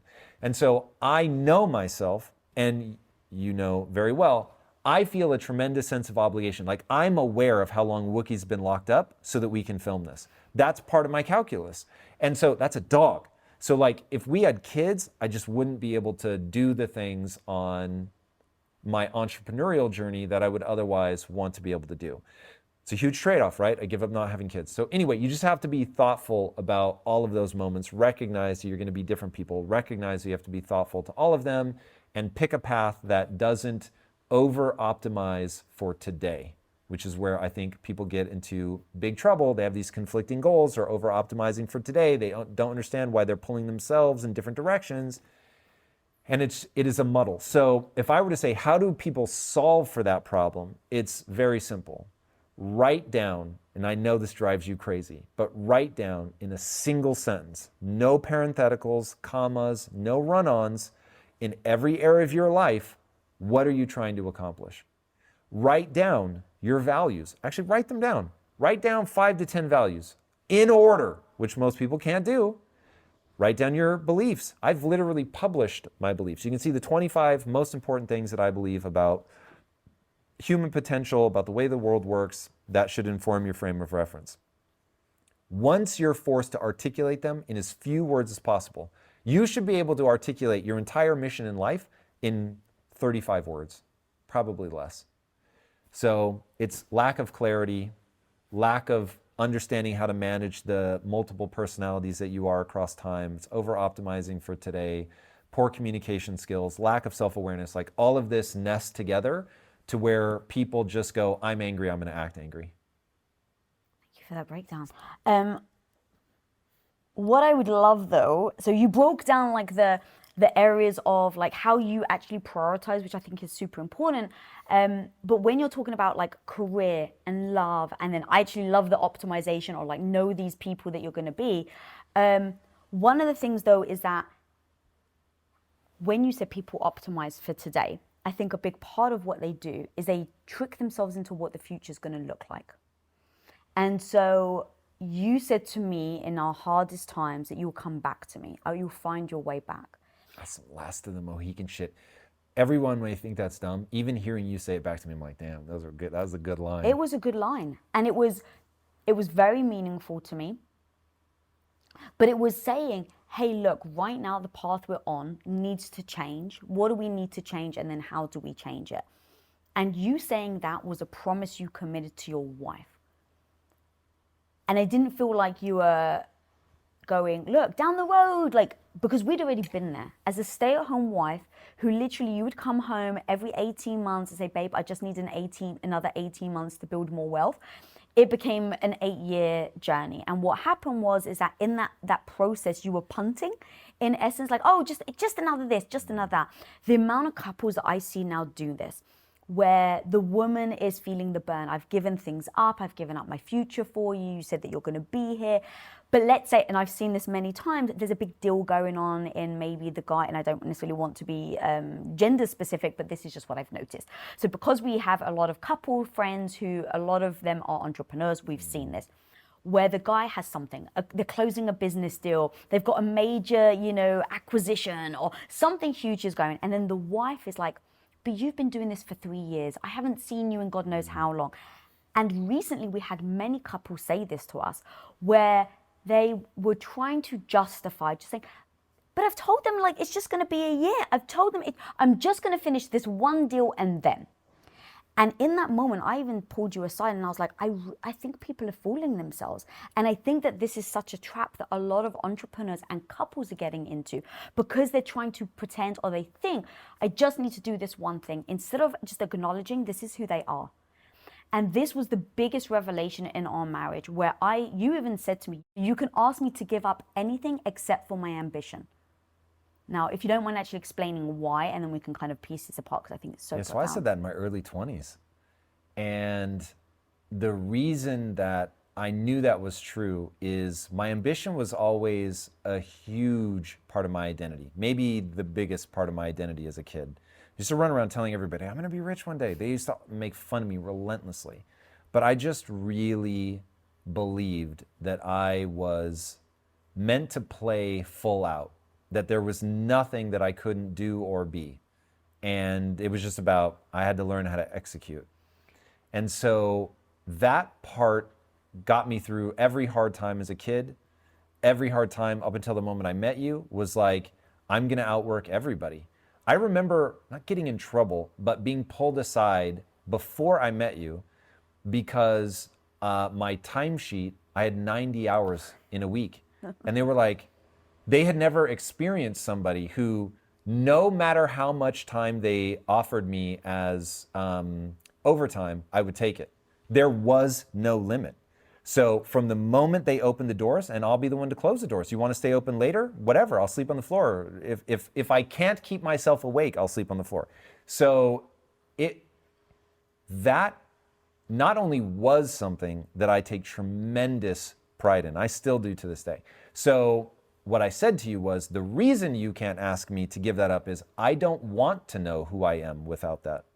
So it's not even that I don't know who I would be without that. I don't, but I don't want to know.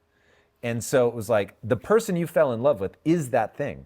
And that was so damn profound, because in those moments where you're just like, oh, just another, 18 months, obviously everything in hindsight. Now I just realized when you're like, hey, look, I'm working 120 hours. It was just insane. And it made me realize, like, this is you. And so I'm not here to, I don't want you to be someone that you're not. And so if you are ambitious, it is my duty as your partner to support that. Now, what's also my duty is to make sure, though, that nothing gets in the way of our relationship. And so this was the tricky navigation between us, where most people punt to pretend they're not always going to be ambitious. And I'm going to be generic for a second and say it's mostly the guys that I've noticed, where the guy's just like, I've just told my wife, like, I'm only going to work like this for the next 2 years. I'm going to earn enough money just for the next 2 years, and then we'll be okay. And I've just seen it time and time again, where the reality is, I think they would save themselves and their relationship a lot of problems by being honest, saying, I'm an ambitious person. I feel good when I do X, Y, and Z. And now, if it doesn't serve our relationship, let's get together and figure out how we can navigate our relationship that is optimal for you and for me.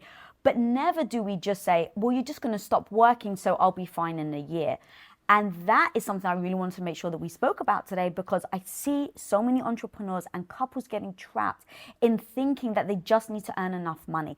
But in my experience, it's all been about the identity of the person, and that's why you can never get. Let me ask you a question. Mm-hmm. Have you ever asked yourself, is it worth it? You've traded a lot. Yeah, so abstract it from me. It's not about me. I die. Oh, it's a wonderful death, though. You're happy for me. And now you're moving on. I don't know what world that would be in, but. You're moving on, trying to remove the trauma. You're moving on to the next guy. Okay. And do you look for somebody that is like I was, hyper ambitious that prides themselves on being able to suffer and do what other people can't do? Or do you go on your travel arc and you find the guy that's like, yeah, no, I don't need a lot. And so let's just go live life together. Come on. Like, I just want to be with you, Lisa. I don't want distractions. Your husband, I bet he was amazing, but like, he didn't cherish you the way that I cherish you. How could anybody ever let themselves be distracted away from you? I want to be with you.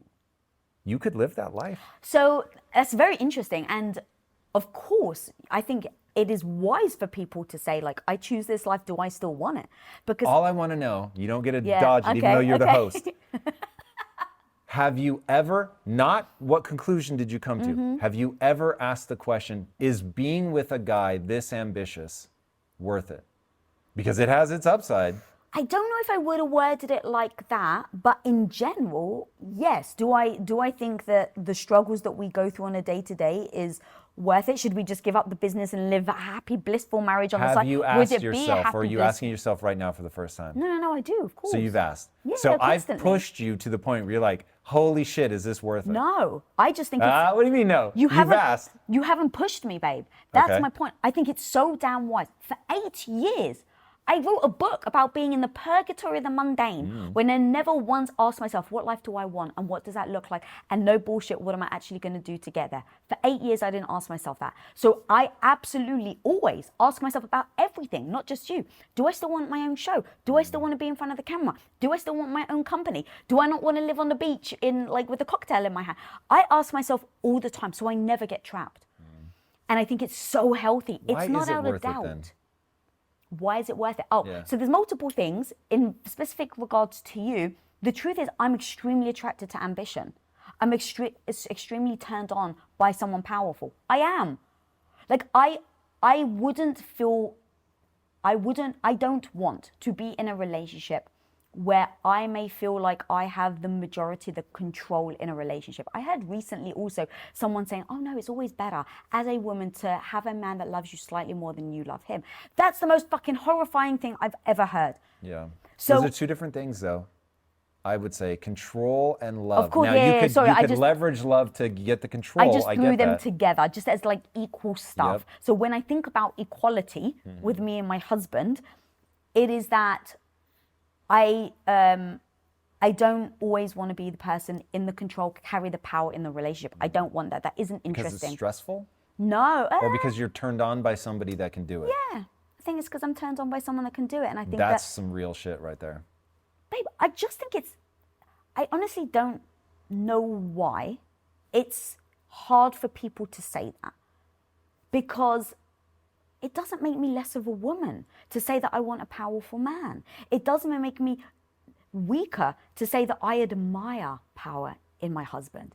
Have you just been brainwashed by society? Or have I been brainwashed? I mean, look, I always question my beliefs because I was the person that believed I should be a stay-at-home wife. So you better believe I always question where my beliefs come from. And so when I question my beliefs, I then tap into, does this feel true? Or is it just something that I say? And so when I go, no, this feels true. When I see you in a meeting and you're just like commanding a room, I've told you before, babe, that was a fucking turn on. And so I just embrace it. I don't even ask myself why. Like, is this healthy or not? I don't ask myself that. The truth is, I don't feel less than by saying it. And so I think that to me is where it can be detrimental for women. And I have tremendous empathy. And I think that it's important for a woman to then work on her own self-esteem and her own security so that they don't find insecurity when they're around other ambitious or powerful people. To be honest, I would say that whether I was around a man or a woman, I felt insecure about being around both. But having done my own work, I love that you're ambitious. I love that you're not needy. Like, that's just the truth. I wouldn't want someone that was clingy to me all the time. I wouldn't want someone that woke up every day and I was the center of their universe. I just wouldn't. That isn't interesting to me. Now, Let me be very clear. You are the center of my universe. Yes, Everything I do, Your day I do for you. but- As much as that's a cheesy song lyric, I really mean that. Going back to my earlier point though, I know that there are many things that I truly do for you that you wish I wouldn't.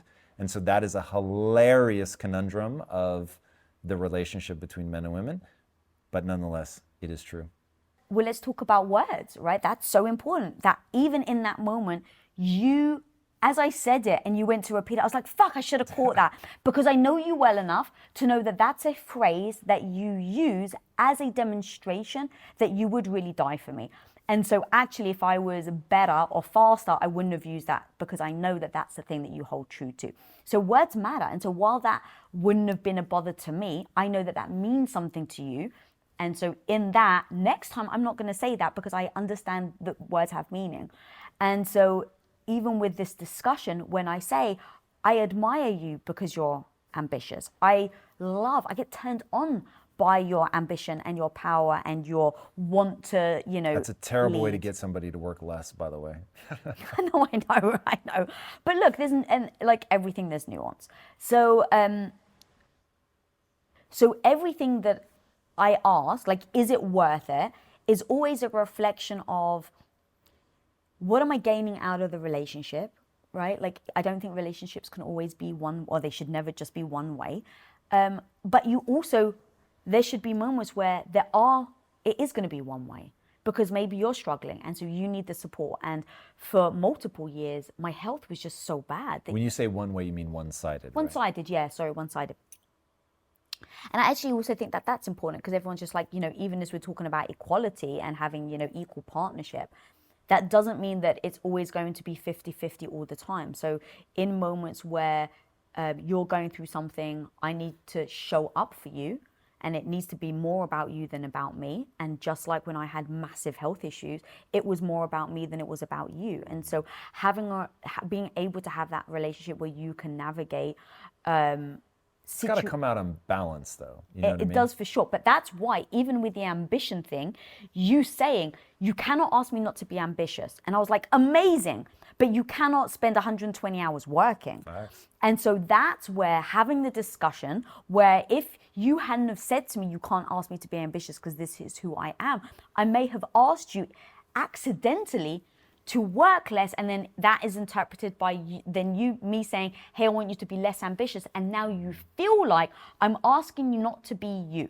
And so to come full circle on entrepreneurs that are trying to juggle career, marriage, relationships, and things like that, I think it's going to be so freaking important to identify who you are as a human, the realities of what future you actually want, and then have that discussion with your partner instead of trying to punt, because in the now, it's just easier to say, this isn't going to be for a long time. Mm-hmm. Instead of, which is the real truth, and the hard discussion is, this is who I am for the rest of my life. So for you in our relationship, having built businesses together, having built a business by yourself, being an entrepreneur, what do you think is the thing that people maybe in your situation now where they're like, I really want to have a career and I really want to have an amazing marriage? What are the things that they need to make sure that they're doing right now? Well, selection is 80% of the battle. So you have to be very thoughtful about how you select, what you look for. I'll round it to, you need to share most of your values. If you don't share 80 to 85% of your values, you're in real trouble. That's where people are going to disconnect. And then you need somebody with a growth mindset, and then be good at different things. And I think that's really important. So going back to the men-women thing, for eons, we had women were good at raising kids effectively and being that core part of the community. And then men were off hunting and fighting wars, and they were good at that part. And so we each had different things to be good at, and we were each celebrated for those very different things. So in your marriage, you want to do the same thing. You each want to knowingly be good at different things.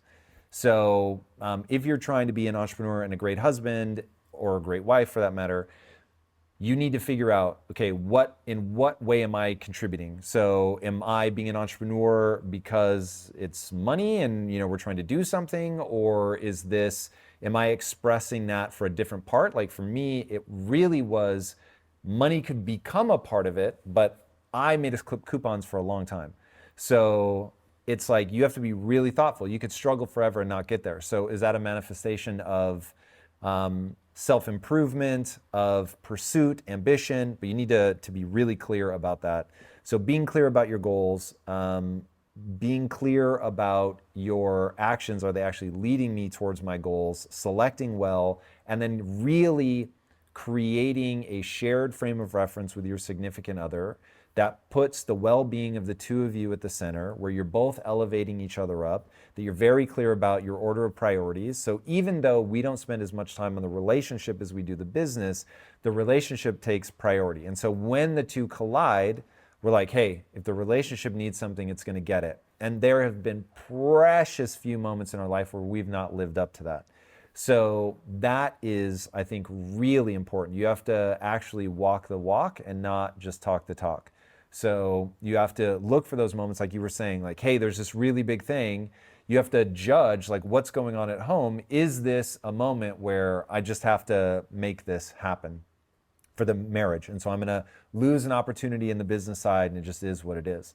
I think that's really important. And then you definitely want to be constantly upping your self-awareness game. You want to constantly be upping your communication game, tactics, all of that stuff is really important. And there really is, like, tactics is probably the thing I would lay at people's feet. Like, if you just do these things, if you actually do them, your marriage will be amazing. Even if you do them for the wrong reasons, just doing those things will end up working out. And so tactics is something that I think so many people out there, like when I think about you and I in terms of talking about relationships, do we really have something new to add?